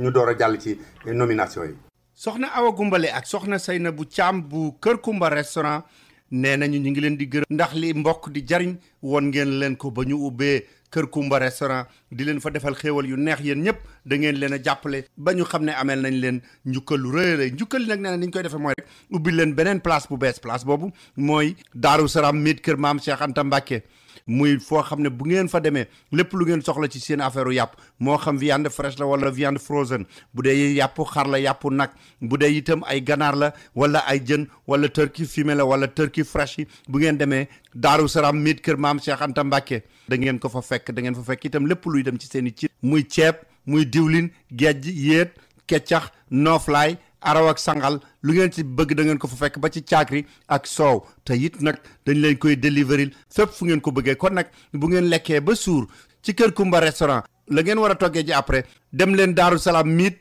kër maam Cheikh Anta Mbacké mi ngi nekk ci 117 West 116th Street ci diggante 7 ak Lenox Avenue téléphone 646 596 9605 646 596 9605 soxna Awa Goumbale ak soxna Seynabou Thiam nee na ñu ngi leen di ñaanal yéen ñëpp ñi ko jàppale woon ci Kër Kumba ak ñeneen ñi ci des ñëpp. képp ku yaakaar ne expérience am na lu ko mën a wuutu boobu da ngaa demagul Africa Travel Management boo demee Africa Travel Management ba fekk fa Cheikh Diwane Sylla ak expert ya mu àndal da nga xam ne agence boobu rek moo lay wax ne la avion boo bëgg a demee ak fu mu mën a jëm muy South Africa Delta Royal Air Maroc njëg yi gën a yomb ñoo la koy wax la avion bi ngay demee Africa Travel Management mi ngi nekk fii ci New York 515 Madison Avenue ca 9th floor ba ci corner 53rd Street bu dee ca Sénégal ma nga nekk ca West Foire ci VDN bi immeuble numéro 147 ca premier étage ba ci Dakar Yoff bu la neexee mën ngaa woote fii ci New York 212 481 3850 wala ca Ndakaaru 221 33 820 6042 wala sax li gën a yomb mën ngaa dugg ci seen website www.myafricatravelonline.com. yàgg ngeen koo xam yàgg ngeen koo wóolu mu yàgg leen a taxaw ngeen bëgg ci lool lépp lu jëm ci seeni taxe da ngeen di dem ci Fallou Ndaw expert ya mu àndal Fallou Ndaw fii ci université Amérique bii la jànge ba mokkal ñu doog koo jox ay lijaasaam lépp lu jëm ci mbiri taxe loolu la xam lool ba mu mat sëkk te bu leen fàtte ne taxe yi nag li ko tàmbale ci janvier ba avril lay jeex bu leen ko yeex a def bu ngeen seetee Fallou Ndaw dana leen ci taxaw ci compagnie am Logic 6 mi ngi nekk ci diggante 120F ak 121st bu dee income tax la personal tax wala seen business tax la bu fekkee itam da ngeen di taxawal seen compagnie bëgg ku leen ko defal wala ku leen defal seen i accounting dem leen seeti Fallou Ndaw ci Logic 6. Fallou Ndaw am na numéro téléphone bu bees mi ngi nekk 917 365 2115 917 365 2115 917 365 2115. rajo bi nga xam ni mooy rajo africain yi man moom rek laay déglu Salam Diallo. waaw Pape Ndaw bu ñu dellusee xam nga nguur gu bees moom daanaka ay bis bu nekk ñu ngi naan ku war a falooti ay bis gi itam amati na ñeneen ñu falati. waaw am na ñeneen ñu fal day Dame Babou bokk ci li nga xam ne nii daal moom mooy ñi ci gën a siiw mën nañu cee jàpp ku ñuy wax Abdoulaye Ndour moom dafa nekk koo xam ne xam-xamam dafa màcc jëm ci mbirum finance publique moom la ñu wax ne moom la ñu nommé directeur de l' administration générale et de l' équipement maanaam DAGE bu présidence de la République mu wut fa ki nga xam ne bii moom moo di Abdoulaye Thiam Malick Diop mi nga xam ne bii moom itamit moom ci parti AFP bu mu Fagnas la bokk nekk docteur en pharmacie moom dañuy wax ne moom la ñu nommé directeur général bu agence sénégalaise de la promotion des exportations foofu moom wutuwu fa kenn am na keneen koo xam ne itamit ñu ngi koy wax Mouhamadou Bokar Sall moom kuy jàngale ci wàllu finance la moom dañu nommé directeur général fonds de garantie automobile mu wutu fa Pierre Fata Diouf am na keneen ku ñuy wax tamit Omar Top nekk administrateur civil moom dañu ko nommé ci directeur général des élections mu daal di fay wuutu ki nga xam ne bii moo di Tanor Thiendella Fall moom dañu ne ni ñu koy waxee ci rafetal rek dañu ko woo ci leneen am na keneen te ñu koo xam ne nii Léopold Wade la ñu koy wax moom moo nekkoon gouverneur bu diwaanu Ndar moom dañu ko nommé directeur général de l' administration territoriale mu daal di fay wuutu ki nga xam ne bii moo di Omar Top jeexale ko rek xanaa ci Dame Gaye mi nga xam ne ni administrateur civil la moom dañu ko daal di nommé directeur de la protection civile mu wutu fa ki ñuy wax Marelo Dambab. waaw yow yaa ngi doon wax léegi docteur Malick Diop waaye ba tey dañuy des ak moom ndaxte xam nga fan yi yëpp gars yi dañuy demaleeg di fekkale am ñuy ruumandaat naan Moustapha Niasse dafa bëgg a jël te parti tas ko ci biir parti Macky Sall bañ naan moo tax sax Gakou mer parce que moom la carrière am dafa jeex mu bëgg a jox parti bi Macky yooyu yëpp waaye Malick Diop ak Gakou yëpp nee nañu loolu amul tey amul ëllëg. non weddi nañu ko ba tëdd ca naaj wa ndax yaa ngi koy wax ni xam nga léegi réunion bi weesu bu AFP sax moom Gakou moo ko jiite woon ñu bari di wax naan dafa fekk ne dafa bëgg jëlaat yëf yi parce que Moustapha Niasse daal dafa bëgg a wanteer parti bi wala ila daf ko bëgg a fexeel ci biir parti bi nga xam ne bii moo di APR ndax moom gars yi dañu jàpp ne Moustapha Niasse kii nga xam ne bii moo di Macky Sall daf koo defal ay teranga ba nga xam ne nii fi mu ne nii pour delloo ko njukkal li mu jàpp ne moom la war a mën a def rek mooy seeyal AFP ci biir APR mais nag loolu gars yi weddi nañu ko ba mu set wecc muy ki nga xam ne bii moo di Malick Gakou mi démissionné ci poste ministre weddi na ko mais moom ki nga xam ne bii moo di Malick Diop tamit weddi na ko ba mu set wecc nee nañu loolu amul tey amul ëllëg te du ami tamit gannaaw ëllëg ñi nga xam ne bii ñooy jéem a yëkkati kàddu yu ni mel dañuy wax yàq donc lañ ci jublu ndax xam nga même Malick Diop booy xool fi mu nekk nii ñu ngi wax naan nomination bi nga xam ne bi moom la ñu ko nommé tamit am na lu ciy xaw a ñuul ndax xam nga moom dañuy wax naan docteur en pharmacie la dafa amee pharmacie te dañuy wax naan pharmacie mënuloo ko boole ak poste boo xam ne bi da la koy fal ci wàllu nguur ba tax ñuy wax naan texte yi ni nga xam ne noonu la demee ci mbir yooyu il faut que mu bàyyi loolu soog a mën a dellu si ci li nga xam ne bi soog a mën a jël bopp li nga xam ne bi noonu moom la ñu ko fal mais daam lu ci mën a am rek nañu xool ba xam li ci kanam rawuli bët. waaw xam nga yëngatu yu bari yu am ci biir parti yooyu lu tax gars yi di ci bàyyi xel mooy bu ñu jubee élection rek moom yëf yi tàmbali gars yi ku nekk di buuxante te xam nga ne élection yi ñu ngi ko war a def ci mois de mars bee di ñëw pa bii nu jublu mais ci 2014 Jean Paul Dias sax daf doon wax naan dañ ko war a randal ba jekkuwaat ko gars yi naan ko sa parti jot sa parti jekkagul rek. non Jean Paul Dias moom wax jooju bi mu ko yëkkatee la ko gars yi ne tegal ci suuf parce que yaa ngi koy wax léegi élection locale yi ñu ngi ko jàpp amal normalement ci atum 2014 mais Jean Paul Dias dafa doon waxu nañu ko dandal ba atum 2015 maanaam delloo ko ginnaaw lu tolloog at loo xam ne nii dana mën a tax Macky Sall jublu ci li nga xam ne bi moom mooy liggéey dëgg li nga xam ne bi moom la Sénégalais yi xaar bëgg-bëgg yi askan wi ñu indi ci ay saafara loolu nag fi mu ko yëkkatee ak fi ko nit ñi ne tegal ci suuf benn la waa parti démocratique sénégalais ñoom dañu jàpp ne Jean Paul Dias li mu wax du lenn bu dul Macky moo laqat ci ginnaawam di ko jañ mu wax ko pour ñu xool température nit ñi nan lañ koy déggee mais doomam ci boppam moom Barthélémy Dias Jean Paul Dias doomam ci boppam ñu di ko wax Barthélémy Dias Barthélémy moom ci boppam àndul sax ci li nga xam ne bii moom la way ji wax nee na way juróom li mu wax du lenn bu dul waxi irresponsable parce que nee na tey jii amul lenn loo xam ne ni moom mooy war a mën a tax ñu jàq li nga xam ne bii moom moo di élection yi di ko delloo ginnaaw donte nag Barthélémy Dias dellu siwul ci li nga xam ne bii am na ñeneen ñoo xam ne ni ñu ngi ciy xaar parce que ñu ngi wax naan élection yi tey jii coalition yi fi amoon moo xam ay Macky 2012 la wala Benno ak Tanor wala Benno Siggil Sénégal wala Rewmi ndax coalition yooyu ku ci nekk da ngay demal sa bopp ci élection yi wala dañuy indi li nga xam ne bii moo di Benno Bokk Yaakaar mu dem moom kenn rek élection donte yi tamit am na ñoo xam ne ni tey ñu ngi wax naan APR fi mu toll di parti président de la République war naa mën a demal boppam élection moom kenn donte nag am na ñoo xam ne nii ñu ngi naan bu ko seytaane jëyee moom APR ba mu jéem a demal boppam élection moom kenn boo moytuwul dana ci jëlee jëlu doxandeem waaye nag loolu yëpp daam ay demalee ki fekkale rek élection yi yeggaguñu ca nañu xaar ba xam rek nan lañ ciy demee nuñ ciy sóobu ak itamit bu pënd ba wuree nan la lan mooy génn ci résultat yi. waaw moom kay ragal naa ne nag boo moytul teg ci suuf lañ koy mujjee dem ndaxte Tanor Dieng nee na kenn du ko fi dàq Idrissa Seck nee na kenn du ko fi dàq ñoom gaajo ne kenn du ko fi dàq bari na daal xam naa ne gars yi daal yàkkamti nañoo nattaat seen bopp fi mu nekk nii. waa Pape balaa loolu itam am na yoo xam ne ñi ñu daaneeloon ci élection dañu wax ne dañ ko fi bàyyi woon mu ay jafe-jafe ba Macky ne am na ci yoo xam ne mënula xaar lu mel ne Dakar Dem Dikk ñu ne jaaxle na lool ba société bi nërmeelu na waaye gars yi naan suuf sañ seddoo woon mbaadu moom bi dafa bëgg mu raw. waaw Dakar Dem Dikk di fi mu nekk nii mel na ni yitteel na Macky Sall wala boog ay jafe-jafe mi yitteel na ko parce que fi ñu toll nii tembe ñu ngi jéem a xool nan la ñu war a mën a def ba lijjal ci ay mbiram ndax nag loolu fi ñu ko waxtaanee mooy ci nga xamee ne bi moo di conseil des ministres foofu daal la njiitu réew mi wax ne war nañu mën a xool nan la ñu mën a def ba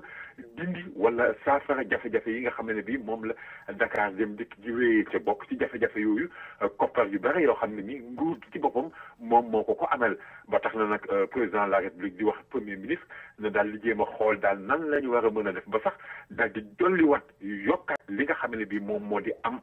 bu société bi nga xam ne bi moo di Dakar Dem Dikk ci wàllu koppar ngir ñu mën a doxal li nga xam ne bi moom mooy liggéey bi ñu leen sant ci loolu tamit premier ministre daf ci ànd ak jëwriñ bi nga xam ne bi moom la ñu dénk mbirum infrastructure ak transport bu ko daal di defee ndax jëwriñ ji moom premier ministre dafay xaar ci jëwriñ ji mu daal di koy jox nag benn plan de réhabilitation boo xam ne ni plan de réhabilitation bu parc automobile bu Dakar Dem Dikk te itamit ñu ngi sax wax naan war nañoo mën a def benn centre de formation technique automobile boo xam ne ni donte Sénégal lay nekk war naa mën a régler problème sous région bi yëpp demee ni ay Mali Mauritanie Guinée Gambie yu ni demee waaye tamit yaa ngi koy tudd sànq ñu ngi wax nag naan war nañu mën a xoolaat nag mbiri suuf si nga xam ne bi moom mooy suufu dépôt Ouakam beeg dépôt Thiaroye bi nan la ñuy def nag xëy na ba société bi war cee mën a jotaat ndax nag bul fàtte ni suuf si am na ci lu bari loo xam ni ñu ngi naan luural nañ ko coowal suuf moom mel na ni rek ci nguurug Ablaye Wade nekkoon na fi loo xam ne nii moom mestaare suuf gars yi yëgguñu ko woon gis lang mu liir mais nag tey nañu xool Macky ba xam li muy waxu suuf su Dakar Dem Dikk moo xam moo am la wala bu Thiaroye nañ ko mën a delloo société bi loolu tamit nañu xool ba xam rek ndax dana am ci te fitna du jóg coow du am. waaw noo xam nga parce que gars yi dañuy wax ne Christian Salvi mi nga xam ne moo jiite woon société boobu bi mu daataan faatu dafa bàyyi ay seede wax ne gars yi dañoo séddoo suuf si Mbàkke yu Fayek ak Pape Diop ba ne Macky sax jot nañ ko ca coppati jox ko moo tax biñ naan président nañ ko régulariser am ñu naan mbaadu loolu la bëgg ñu yoonal ko bon. lépp mënu fee doxee tab bi géej moom daam. waaw loolu la gars yi di wax ne mbaadu loolu bon. mais dafa am ne itam leneen loo xam ne ci Macky li mu ne lu jàmp ci la bokk muy université wu Ndakaaru moom gone yi nga xam ne ñooy am baccalauréat daf ci am ay junni nit yoo xam ne daanaka léegi mënuñu leen a jël xamuñu fu ñu leen dugal Macky ne day seet nu ñu leen di dugalee ci privé bi. waaw xam nga daam dafa fekk ne université moo xam bu Dakar la wala Gaston Berger li mu mën a jël ci étudiant dafa sore lool ak li nga xamee ne bii ñoom ñooy am baccalauréat ak mu jot ba tax na bu ñu jëlee li ñuy jël daf ciy def ñu bari ñoo xam ne nii du ñu am fu ñu leen dugal te ñooñu fi mu nekk nii ñu ngi fëgg gu yuux fu ne ñu ngi fay ruuru bopp ngir mën a continuer ñoom itamit seenum njàng ñooñu nag ñoom la président Macky Sall wax nag ne di xool nan la ñuy lijjanti seen i mbir loolu tamit ki nga xam ne bii moo di premier ministre la ñu ko sant te tamit nee nañu la ñu ko lijjanti nu mu gën a gaawee xool ci établissement ci école yu mag yi nga xam ne bii ay école privée lañu te liy jël ñoo xam ne nii bu ñu amee baccalauréat ba pare la ñu fay dem mais nag dafa nekk ay école fay école yooyu nag ku amul dara ci sa poche wala ku say waajur yorul dara mënoo faa jàng looloo tax nag président le premier ministre na xool yan pexe la ñu mën a def ba jël ci dongo yi yóbbu leen foofu ñu dem jàngi fa doonte nguur gi moo koy fay ak yu ni mel mais nag waxul ñu yóbbu leen ci école yu yaama neex yi nga xam ne bii ñenn gars yi dañuy tourner rek dal di ubbi ay école pour jéem a encaisser xaalis mais dafa ne nañu seet école yi nga xam ne di CAMES maanaam di kuréel gu nekk ci Afrique di lëkkale mbirum njàng mu kawe mi reconnaître na leen maanaam diplôme ya ñu fay am dafay nekk ay diplôme yu wér moom premier président de la République dafa wax ne nañu xool école yi nga xam ne bii kuréel boobu di CAMES reconnaître na leen ñu seet nan la ñuy def ba mun faa yóbbu élèves yi étudiants yi kon ñu jàngi donte nag bu boobaa it nguur gi moom moo leen di fayal xam naa ne nag loolu moom élèves yi étudiants yi xam te nañu ko lool ndax fi mu toll ni façon grève ak fitna bu ne ñu ngi ci yugg ngir mën a continuer seenu njàng dàmbaam. bu fekkee da ngaa bëgg a tee assurer sa oto déglu ma wax la fi nga war a dem moo ci Sami and Associate Brokerage Sami and Associate Brokerage nee na leen jarul ngeen di dem ba mu sori ba ay Queens ak ay Brooklyn ak fépp foo mën a nekk fu jege fii Harlem demal New Harlem Car Service boo bëggee assurer sa oto moo xam oto personnel la moo xam voiture TLC taxi la bu fekkee ne da nga am business booy assurer wala nga bëgg a assurer sa kër lum ci mën a doon da ngay dem ci Sami and Associate Sami and Associate mi ngi nekk ci New Harlem Car Service ci Tony 132 8 Avenue ci diggante 115 ak 116 boo demee Sami and Associate bu fekkee ne sax da nga amoon assurance bu nekkoon ci beneen broker ba sori la mën na la ko transférer te nag amul nga jóge fa foofa ngay taxaw ci saase ñu daal la koy laajteel ñu yónnee la ko fax ñu transférer la ko te nag prix yi gën a baax ak compagnie yi gën a baax moom la Sami and Associate di assurer te lu mu la ciy defal doo fa yàgg di ami ticket wala ngay bàyyi sab liggéey te nag boo wootee ci 212 280 2522 212 280 2522 da nga jot Seynabou day wax anglais day wax français day wax olof. jóg leen siyaara ji seex waa réew mi sargali leen alaaji seex anta yor nay mboot yu rëy yu lamu nit ku baax fu mu tuxoo ay bokkam danañu ko wër moo tax bokki Serigne Xaas Mbàkke ak soxna Astu Mbàkke bu Daaru Salaam Market bu leen ci sonn déglu leen ma wax leen fa ñu tuxu balaa may yegg ci fa ñu tuxu dama leen di wax bu ngeen fa demee lan ngeen fay fekk rawatina lu bees la fa nekk Meat Market boo xam ne bu ngeen demee jën ya ganaar ya yàpp nag yàppu xar yeeli nag ak yeneen yi ngeen soxla yëpp bu ngeen demee da ngeen ko fa fekk muy lu bees tàq ca Daaru Salaam Market cere ya caakri moutarde araw sànqal meew muy lido bi ak pic bi soow mi nga xam ne mooy saawa crème yi ak madd yu mag yi ngeen doon jënd bu ngeen demee da ngeen ko fa fekk jumbo ya aja mami jonge ña nga fa gejji yéet kong fumé gejji yas keccax ak tamba jang andu cuuraay grand modèle cuuraay geewe saaf ak yeneen yu bëree bëri déodorant yu français ak yu espagnol ak cosmétique yi duñu fa jeex Daaru Salaam Market bu sëñ Xaas ak soxna Astu Mbàkke mi ngi tuxu léegi ci 2890 8 Avenue ci diggante 153 ak 154 boo jëlee bus M10 bi ca buntu ba la lay wàcce boo jëlee bii wala du train one block rek la lay wàcc téléphone 212 222 2658 wala ci 646 244 1479 yaatu na lool te set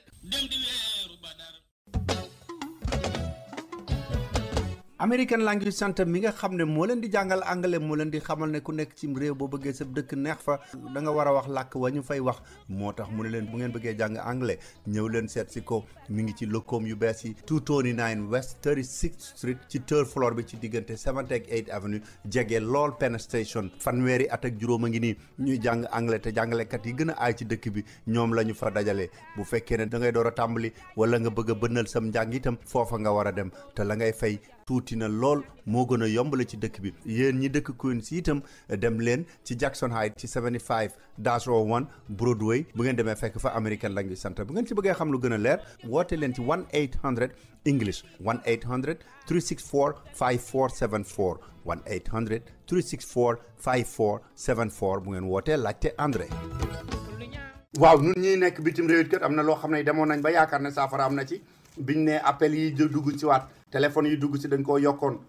ba président Abdoulaye Wade Macky Sall ñëw na dindi na ko fan yi dañ doon wax naan dafa war a yokkuwaat bañ naan waa Sonatel ñooy def ay pexe ngir yokk ko te nguur gi du ko yëg. loolu daam baabu kër gi di ARTP moom nee na dana ci def enquête waaye nag fi ñu toll ñi tembe nee na dafa bëgg mbir mi leer nañ moom jotul benn bataaxal moo xam ci nguur gi la bàyyeekoo wala ku mu munti doon pour wax ne dañuy yokk li nga xam ne bi moom moo di appel entrant yi te xam nga appel entrant yi ba su ko Abdoulaye Wade yokkee ba coow li jóg jàpp kaw jàpp suuf ci la ñu ci dellu si waatoon ginnaaw temps yi la ñu génn mais li leer mooy wax yëpp li ko indi mooy dafa am benn kër boo xam ne ni dafa ëpp yëgle ay la yore mooy ñi nga xam ne ni ñoom la ñuy wax journal en ligne Dakar Actu moom moo bindoon ne daal dañu gëstu wala boog nit ñi nekk bitim réew ñoom ñoo xool gis ne téléphone bi dafa yokkul lool ci diggante bitim réew ak sunu réew ba tax ñuy wax naan est-ce que du nguur gi moo jaar ci suuf laqatu dal di waxtaan ba juboo ak ñi nga xam ne bi ñoom ñooy opérateur téléphone yi dal di juboo ci yokk li nga xam ne bi moom mooy téléphone bi ci benn sax yëngal boo xam ne nii ak dil buy dox seen diggante loolu nag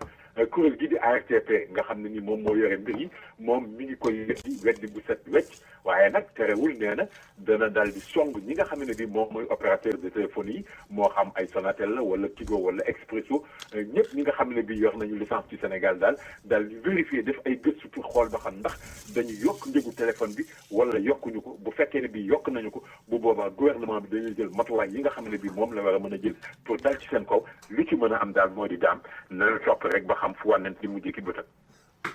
waaw Pape dafa am koo xam ne itam kat ay mbiram war naa seet ba xam fu wànnent mu jëkk gëtam muy suñu benn waay bu bokk ci ñuy wax ci rajo yi ñu di ko wax Ndiaye Dos nee nañu moom it police la yandu démb de te boo fa am jóge moytu Rëbës la jëm. moom daal daan temps yi moom taskat xabaar yi dafa mel ni rek danoo aawlu parce que bu ñu jógee ci lii rek daal di dalaat ci lee kii yoon ki mbir mi daal ci kaw moo di Ndiaye Dos moom mi ngi nekk fi nga xam ne bii moo di Zik rajo bi ñuy wax Zik FM te tamit ñu am télé bi ñuy wax Sen TV moom Ndiaye Dos dañu wax ne dafa am kenn koo xam ne ni dafa doon lijjanti visa pour dem ci réew yi nasaraan yi mu daal di koy defaral nag ay këyit lu demee ni ay bulletin de salaire ak i carte de presse bagage yoo xam ne yi daal daf ko def mais ci këyitu entreprise Walfadjri bi mbir mi amee nag ci la waa ambassade ba doon def enquête gis ci waa Walfadjri ñu gis ne mbir mi demeewul noonu nag fa nga xam ne bi moom la ñu wax ne moom moo déposé kayit yi ñoom xamuñu ko tey xamuñu ko guddi xamuñu ko bëccëg mbir mi daal di siiw nag police dugal ci loxoom ba ñu daal di jàpp moom Ndiaye Dos yóbbu ko xanaa kay li nga xam ne xëy na daam moo mën a woyofal ay mbiram nee nañu Sidi Lamine Niass mi nga xam ne bii moo jiite groupe bi di Walfadjri moom dafa jël décision jéggal ki nga xam ne bii moo di Ndiaye Dos plainte ba ñu doon wax naan bind na ko sax jot na ko tiré mais lu mën a am nag mbir mi dafay xaw a bëgg a bari ndax lii du ugguleet ndax ñetti weer a ngi nii rek ku ñuy wax Leye Gueye di benn animatrice bu nekkoon RCF moom itamit jotoon nañu ko teg loxo jëm ci mbiru ay trafic de visa ak yu ni mel dama jàpp ne rek daam visa moom wuti ko ca na nga xam ne bii noonu la jaadoo daal moo xam nga am moo xam nga ñàkk defe naa moo gën dugg ci ay yoo xam ne mën na laa yóbbee ñàkk visa waaye ñàkk sa liberté. Pape Ndaw maa ngi lay gërëm di la sant. jërëjëf daam Ba di gërëm si pharmacie daam sunu mbokk ma ca Arlem di ko gërëm di ko sant. gars yi ne nañ namoon nañ la nag. waaw day xam nga ni moom maa leen gën a nam dëgg yàlla di nuyu ñëpp rek di gërëm ñëpp di sant ñëpp.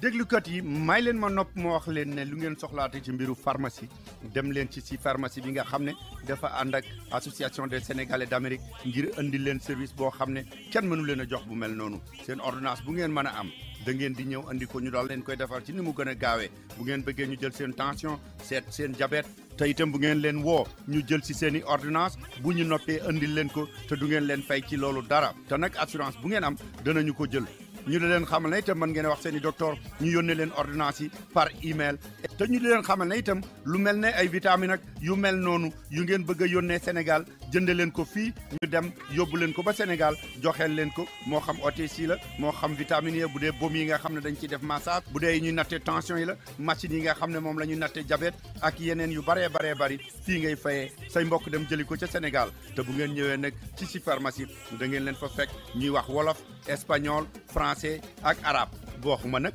anglais moom mi ngi nekk ci 215 West 116th Street ci diggante 7 ak 8 Avenue téléphone 212 665 8800 212 665 88 80 bu ngeen wootee laajte Ousmane wala Issa seen téléphone ca Dakar mi ngi nekk 33 835 06 86.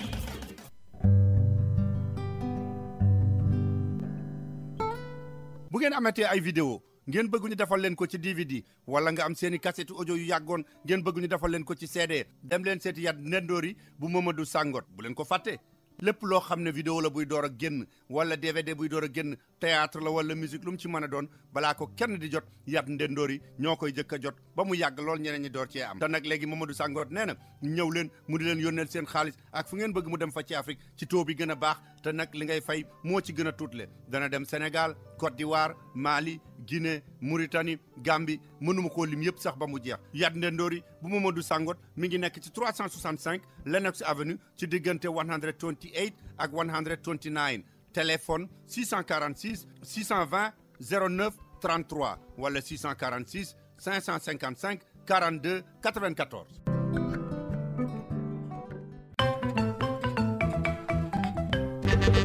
kay déglu leen ma wax leen lu neex a neex képp koo xam ne da nga doon wax ne bëgg naa lekk ci restaurant africain nag waaye dama bëgg mu moderne ne restaurant yi nga xam ne moom la yeneen réew yu mag yépp di am fii ci New York fii ci diggu Harlem déglul ma wax la ne ñu ngi koy waaj a ubbi Jey restaurant kër Asta Maram Jey restaurant chez Asta Maram ñi ngi leen ko fas yéene ubbil restaurant africain lay doon bépp ñam woo xam ne da ngeen koy lekk ci restaurant yi africain yi waaye bu ngeen ñëwee da ngeen fekk place ba mu moderne goo xam ne dafa dem ba sax waañ wa dafay ubbeeku boo nekkee ca salle ba di lekk da ngay seen waañ wa mu dal sa xel xam ne fii moom lu set wecc lu moderne loo xam ne Rousseau fa yóbbu kenn moom la Jey restaurant kër Asta Maram fas leen yéene indi léegi mu ubbi mi ngi nar a nekk ci 2479 8th Avenue ci diggante 132nd ak 133rd téléphone 212 861 food 212 861 36 63 212 861 3663. kon nag léegi bal ba tàkk na ndaxte restaurant boobu ñu leen di wax Jey restaurant ci dimanche bii di ñëw li ko tàmbalee ci 11h ba 3h ci la ñu def grand opening bi dem leen ngeen gisal ko seen bopp coppati mos ba xam da ngeen gaaw a delluwaat de.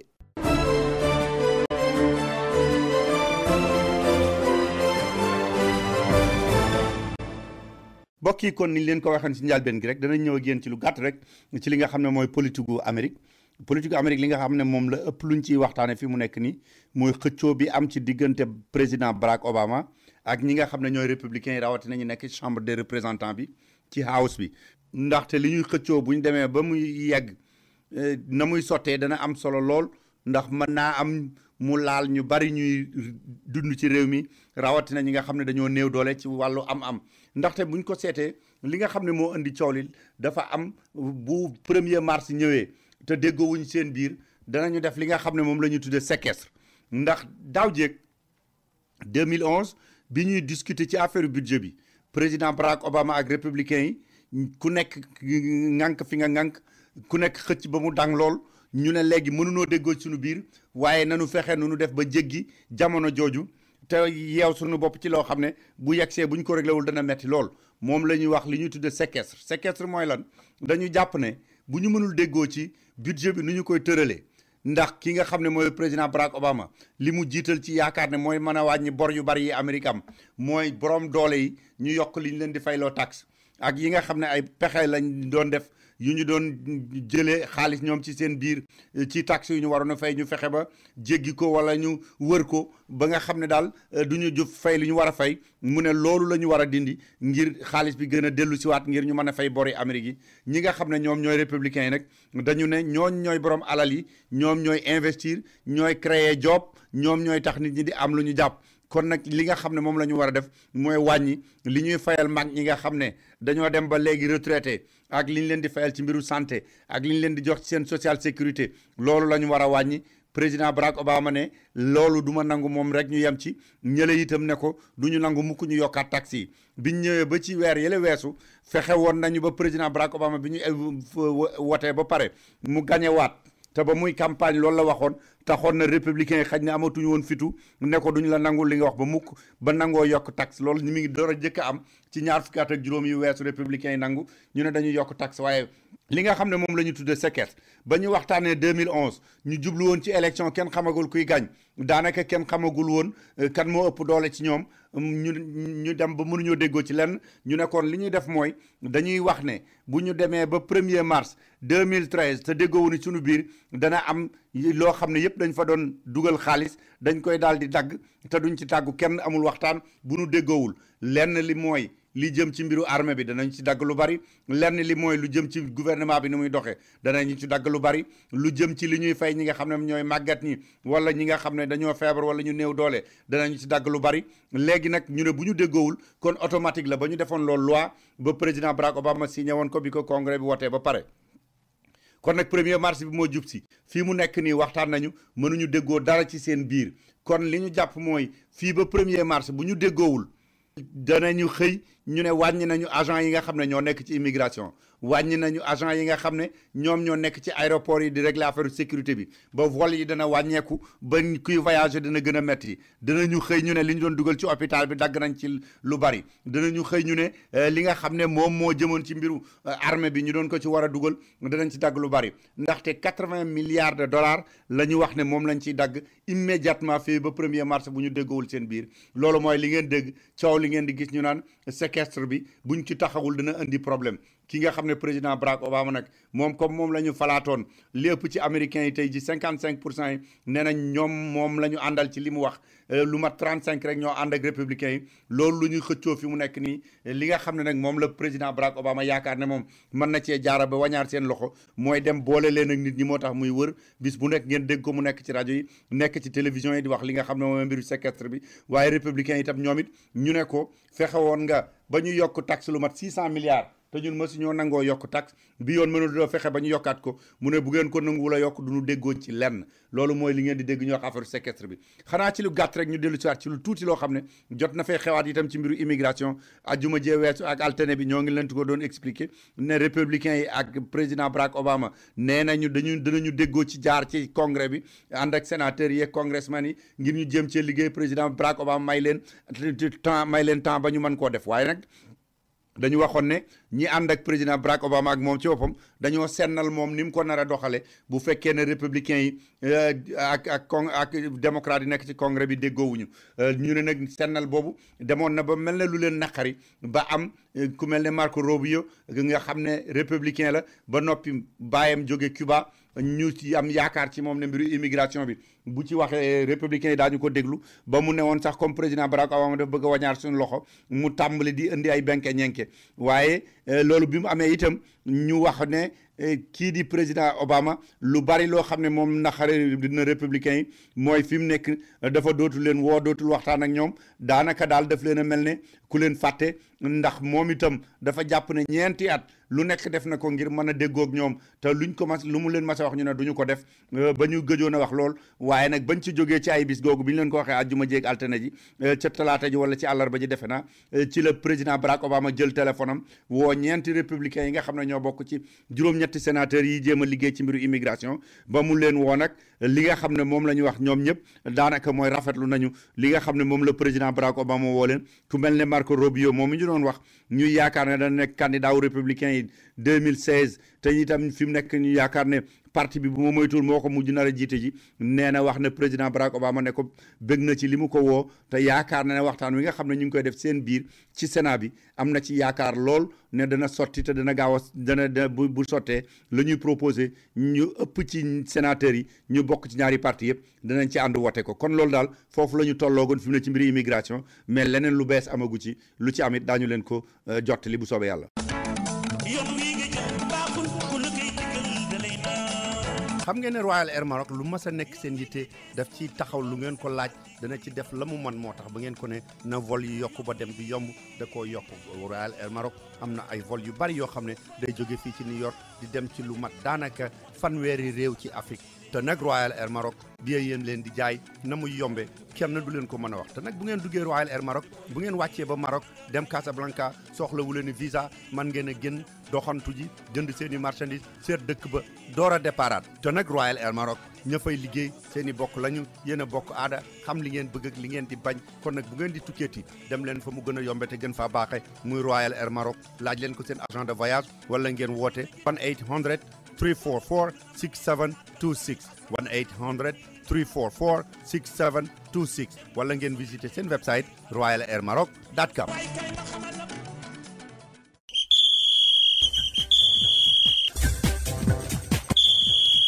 kon bi ñu jógee ci loolu dañuy daal di ñëw rek ci lu jëm ci mbiru tàggat yaram kin ci jote waxtaanal mooy Alaaji Malick Ndiaye li ñu jëkk a wax ak moom mooy match bi nga xam ne Sénégal daf ko war a def ca Guinée mu war a jouer ak Angola ndax dañ koo tere ne mënatul a fubal ci stade de l'Amitié te beneen stade bu mu mën a fubalu Afrique amatul match boobu kon ñu ngi koy waajal ba Sénégal yebal na benn délégation mu dem Conakry ngir xool stade ba nu mu mel El Hadj Malick Ndiaye. waaw dem ba Guinée seet na mel bokk na ci nag Amadou Kane organisation waaye tamit Youssou Camara comité international ak tamit ki nga xam ne moom moo nekk Mayacine Mar mi directeur national dem nañ nag Guinée xool ko Louga tax na sax ba Guinée tëj nañ fi mu toll nii stade du 28 septembre dootu amati football ba ñaar fukki fan ak ñett ndaxte kat dañoo bëgg joxe cachet populaire li nga xam moom mooy jongante bi Sénégal war a jongante ak équipe bi nga xam ne moom moo nekk ay Angola di fàttali match bu am solo la pour Sénégal ndax ñu mooy match officiel bu njëkk bu allégé rek ci baawu gaynde yi ginnaaw mën na fi match ni digganteem ak Guinée un but partout loolu nag ci weeru février bi nga xam muy génn donc ñu toll nii ci gën suñu koy waajal bu baax a baax tax na sax bañ ci sàdd léegi def na ay disposition yëpp ngir rek Sénégal mën fa ñu jouer fa mën ni dëkkam la jouer ci match bi nga xam ne war nañ ko jëm ci wàllu coupe du monde war a am ci Brésil bi nga xam ne moo war a ak coupe du monde atum 2014. waaw mais bi ñuy wax équipe nationale bi xam nga ne violence ay xeexoo moo taxoon ba mu amoon mënatuñoo football foofu mais championnat wu Sénégal sax léegi ñoom it dañ cee dugal violence. waaw loolu daal moom nemmeeku nañ ci seen bi ñu gën surtout ca Saly ndaxte diggante Pikine ak Jàmbaar match bi ñu defee 10 minutes la ay xale yu góor yu Pikine jënd ay sànni xeer ay bët stade daal mën nuroo nag toolu xare foofu nag am ay gën ndax lépp mu ngi départ ci arbitrage bi nga xam ne nañ kat moom moo jéngoon ba tax li ñu ne am mu nekk guléet nag Pikine am defet ci saison bi keneen si nag fii ci Ndakaaru la ak tamit diggante Wakaam ak Ñaari Tali foofu tam amoon ay jafe-jafe yu tari yu ci nemmeeku woon ba tax na sax ay am ñu ci tabax am ñu ci amoon ay gaañukaay yi nga xam ne gaañu yu ndaw la loolu nag ci biñu paree antimédiatal dafa déclaration bu fracas am ci defan sano bi nga nekkat champion lañ ko defar ngir jox ko Jàmbaar ko gis nga nekkat kàddu yu ni mel bu ko kilifa yëkkatee mën naa yee fitna ci championnat te ñoom bëggatuñ nag li ni mel di amati di fàttali daaw li ni mel amoon dañu arrêté championnat bi Augustin ne loolu nag su fekkee ni pro bi jëlul matuwaayam ñu ngi seen matuwaay képp ku defati déclaration incendiaire yooyu yoon teg yow loxo mbaruñ traduire la ci kuréel bi nga xam ne moom mooy àtte ci wàllu football ci biir Sénégal. El Hadj Malick Ndiaye maa ngi lay gërëm di la sant.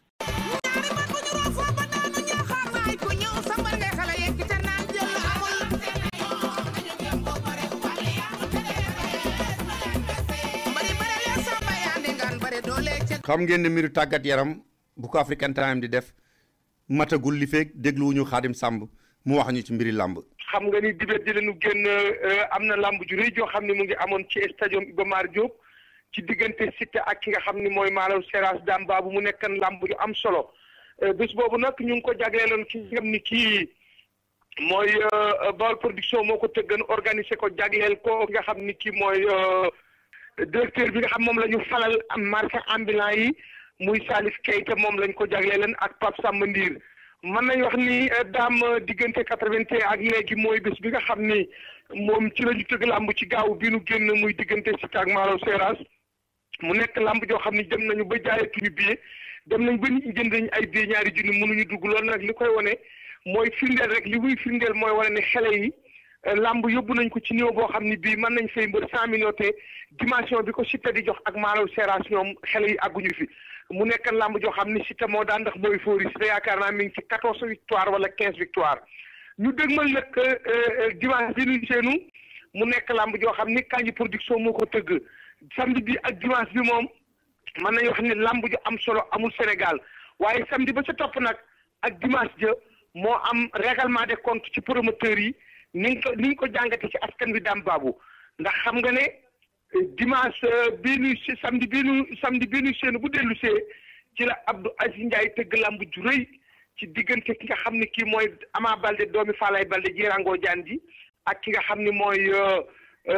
xele bi nga xam ni moo dëkk Tëngéej muy ama neex mu nekk combat boo xam ni itam tay loola bu yàgg Dame Babou kooku Aziz Ndiaye moo ko tëgg def ci ni ko réel ak yeneen i combat yoo xam ne mën nañu wax ni stade Demba Diop incha allah 4 heures dana fekk mu fees loolu samedi lay am te dimanche ci nag ci la tay ñaa tayloo boo gis bés lay nekk Dame bu ci la amee xam nga ne dimanche ja ci la Gaston Mbengue di ubbi saison fii ci Ndakaaru war a dem fi nga xam ne mooy stade Demba Diop ci diggante sos ak kim ko booleel mais fu nag am na fi lu fi taxaw seetlu Dame Babou xam nga samedi ja ku tëri diggante Ama ak Ama Balde stade Demba Diop nit ñi dañuy màndi waaye dimanche nag ba Gaston jëmee stade Demba Diop Baol production dafa tudde Aziz Ndiaye mi jógee ci stade Demba Diop ci samedi ji làmb def ko stade Iba Mar Diop mu nekk làmb joo xam ni ci la ñuy jëkk tege 4 millions ci lambi simple lutte simple lay doon Assane Ndiaye tëgg ko ki nga xam ni kii nag mooy Assane Ndiaye ni billet bi téeméeri dërëm la koy jaayee fu ay toog rek fay téeméer boole ko Babou Ngom Aziz Ndiaye nee na dinañ ko fay plus que luñ ko doon fay maye ndeb Ndikku Thion Nabouya Daan ak Khady Diouf ak waa kër Pape Seck yi nga xam ni ndar képp lamb yëpp diggante Aziz Ndiaye ak ki nga xam ni mooy Baol production di Assane Ndiaye nee na fas na yéene ñi mën a limal nga xam ne ñooy lamb ak ñaari microcentral yi kenn ku ci nekk luñ la doon fay dinañ ko doubler bu dee microcentral da doon am 60 000 wala 40 000 ñaar fukki junni lañ koy fay bu ko defee nag ñoom ñëpp loolu li muy firndeel mooy kon dibéer ca Gaston jëmee stade Demba Diop gone yi dañoo bëgg a ndar képp lamb indi famille lamb ak lamb ji fi nga xam ne mooy stade Iba Mar Diop li ci yéeme nag mooy jaay billet téeméer teg ñi ci ñeenti millions boole koog géwél yi ne Sénégal yëpp te bëgg lamb te di ko seetaan kuy woy kuy tëgg dinañ leen jox ñaar fukki junni loolu lu yéeme la loolu nag bi mu xibaar bi jibee démb mel na ni promoteur bi Gaston Mbengue am na ci lu mu for ci wey nag ndax bind na tey ci ay journal wax ni moom fas na yéene ci saison bii day bàyyi lamb wala sax moo ba ñu ta juum ne ci dibéer jooju bu ci lay jeexal bàyyi lamb à vie ndax daaw ci atum 2012 la Gaston def ñaar fukki at ci lamb xam nga ne gis nga sortie yi nga xam def na ko ci digganteem ak Youssou Ndour la mu ca wax digganteem ak RTS la mu ca wax waaye gis nga ca ëllëg sa promoteur bi nga xam ne tey moo taxaw ci tànki Gaston ak tànki Luc Nicolaï muy Abdou Aziz Ndiaye tontu woon na waaye kooku nag ay mbokkam wax nañ ko ni ko na arrêté tontu yi léegi nag bu ñu waxee dëgg jackpot bi leen Aziz Ndiaye moo ko jël ndax seen contrat ak ki nga xam ni mooy Expresso ci ngay nag laa for am na ñu wax ni jox na ko milliard bu manqué ñeent fukki millions bu manqué 400 millions 600 millions am ñu wax 700 waaye forewuma ko bu wér waaye daal seen Expresso waaye wóor na may lim ko jox ëpp na genn wàllu milliard tax na ba Aziz Ndiaye combat yi nga xam ni taxawal na ko xelam gën na ci dal ndax xam nga ne Tapha Tine Balla Gaye numéro 2 fa la lamb yem xam nga ne ki nga xam ni kii mooy Malick Niang ak Sa Thiès fa la lamb yem waaye xam nga ne Aziz Ndiaye yemu ca mu taxawal nag ki nga xam ni kii mooy Eumeu Sène ak Modou Lo tey ji may wax ak yow nag mu Ahmed Ndaw Tyson dégg naa ci yooyu nag am na promoteur boo xam ni mu ngi dox digganteem ak Gris Bordeaux waaye dégg naa ñu wax ne diggante Gris Bordeaux ak ki nga xam ni Bombardier am na promoteur bu koy wax dégg naa diggante Balla Gaye numéro 2 ak ki nga xam ni mooy Bombardier am na promoteur bu koy dox waaye loolu lépp léegi loolu daal daam baabu mooy li nga xam ni mooy am ci semaine lamb ji bu fekkee am na question booy laaj daam boo ci laaj ma tontu la. altine bi weesu dañoo invité technicien bu mag ci mbiru làmb muy Birahim Ndiaye ñi ko déglu ñëpp am ci mbégte lool moo tax ñu ne ko Birahim léegi mooy nekk suñu consultant ci suñu équipe la bokk séq nañoo ak moom waxtaan ci li nga xam ne moom la Xaadim wax lan la ci xalaat. waaw Birahim Ndiaye maa ngi lay nuyu. waaw ndax maa ngi lay delloo nuyu. waaw xam nga bële weesu altine bi dañ la invité woon waaye bii yoon nag léegi nekkatuloo suñu invité da nga bokk ci équipe bu African Time yaay suñu léegi consultant bu ñu waxee dara ci làmb ji yow lañ ciy laaj nga wax waxu expert defe naa ñaari mbir lañ jàpp ci li Xaadim Samb wax mooy xëccoo bi am ci biir promoteur yi kenn xamul fu mu leen di jëme beneen bi mooy combat bu mag bi ñu jublu mooy Ama Baldé ak Ama Neex boo ma mënoon analyser ñaari question yooyu rek rapidement. waaw ndax maa ngi lay delloo nuyoo di jaar ñëpp nag ak ñi nga xam ne ñu déglu émission bi di ko tapaloon muy émission bu am njëriñ fii ci ñëwee ko moo ne rek ñëpp di ko déglu wax dëgg yàlla émission bu am solo bon man dégg naa xaaj bi ñu mu arrangé promoteur yi bataille bi xeex moo tëbbat ci dara muy ci réew mi muy ci fu ne xeex amul fenn xeex ñaar ñëpp ñu koy def rek ka ca nekk kenn du ci digg am ca ndam ki gañ amul ndam ki perte amul ndam parce que defaloon ndam rafetaloon soo mi dugg commencé bi moo gënoon a rafet tey jii promoteur yi di xëccoo parce que mbir yi bari nañu bari boo xam ne kii ku tëgg ba tay man nga sa morom tëgg waxante lu ñaaw bañ ci am xajante bañ ci am kenn ku ne tëgg si wërsëg parce que avant ñoom Bassirou Diagne a ngi foon ñoom Pablo ngi foon ñeneen a ngi foon tey jii ñoom it dañuy dem rek ñeneen ñëw kon tey comme yëpp ci nekk li lay ñëw rek dara waru ci woon a ñaaw lépp war a rafet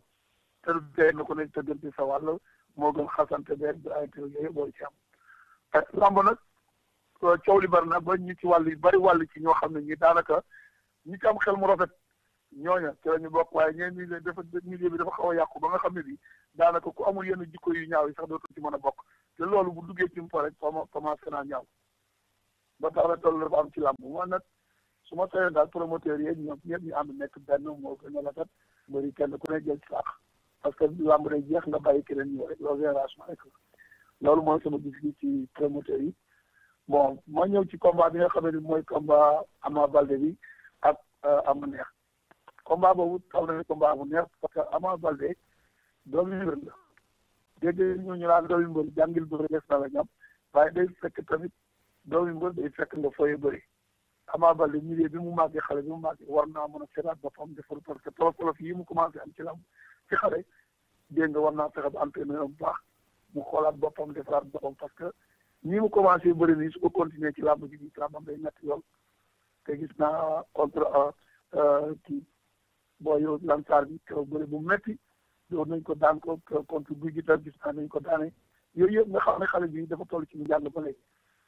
parce que mos naa ko wax ci benn signature contrat ma ne ko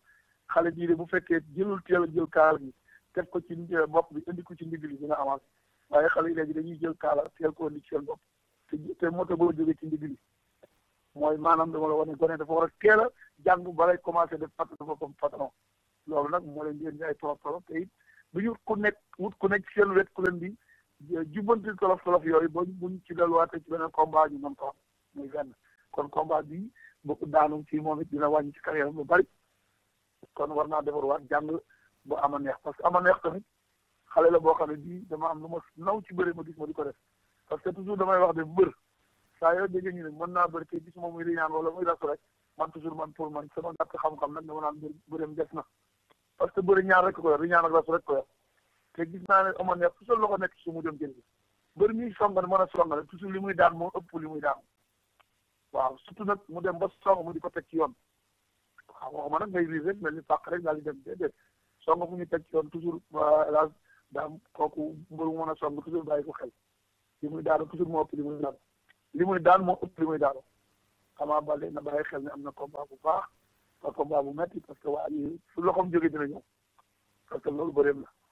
kon nag ma di leen souhaité ñoom ñaar yëpp rek kenn ku ci nekk ndam li fu mu seete rek nga xam ne yàlla foofu la ko lii que le meilleur gagne daal incha allah. waaye ba rajo Babou daam am na beneen combat boo xam ne dañu ne ko mais xaw ma ci combat ba lañ ko booleel mooy ki ñuy wax ne ko réel ak ki ñuy wax Tyson 2 combat boobu fay nañu nit ay millions sa combat bu dàq na gisuma ko. parce que ñaari xale yooyu ñaari xale talent bërikat lañ yoo xam ne ne ko réel xale boobu njool mu lantaar moom xale bu am amuñu rek ñoom parce que nee naa leen li ma bëgg ci moom dama ko gis ci moom njool muy rasu la njool muy rasu nag moom tey def moo naan daal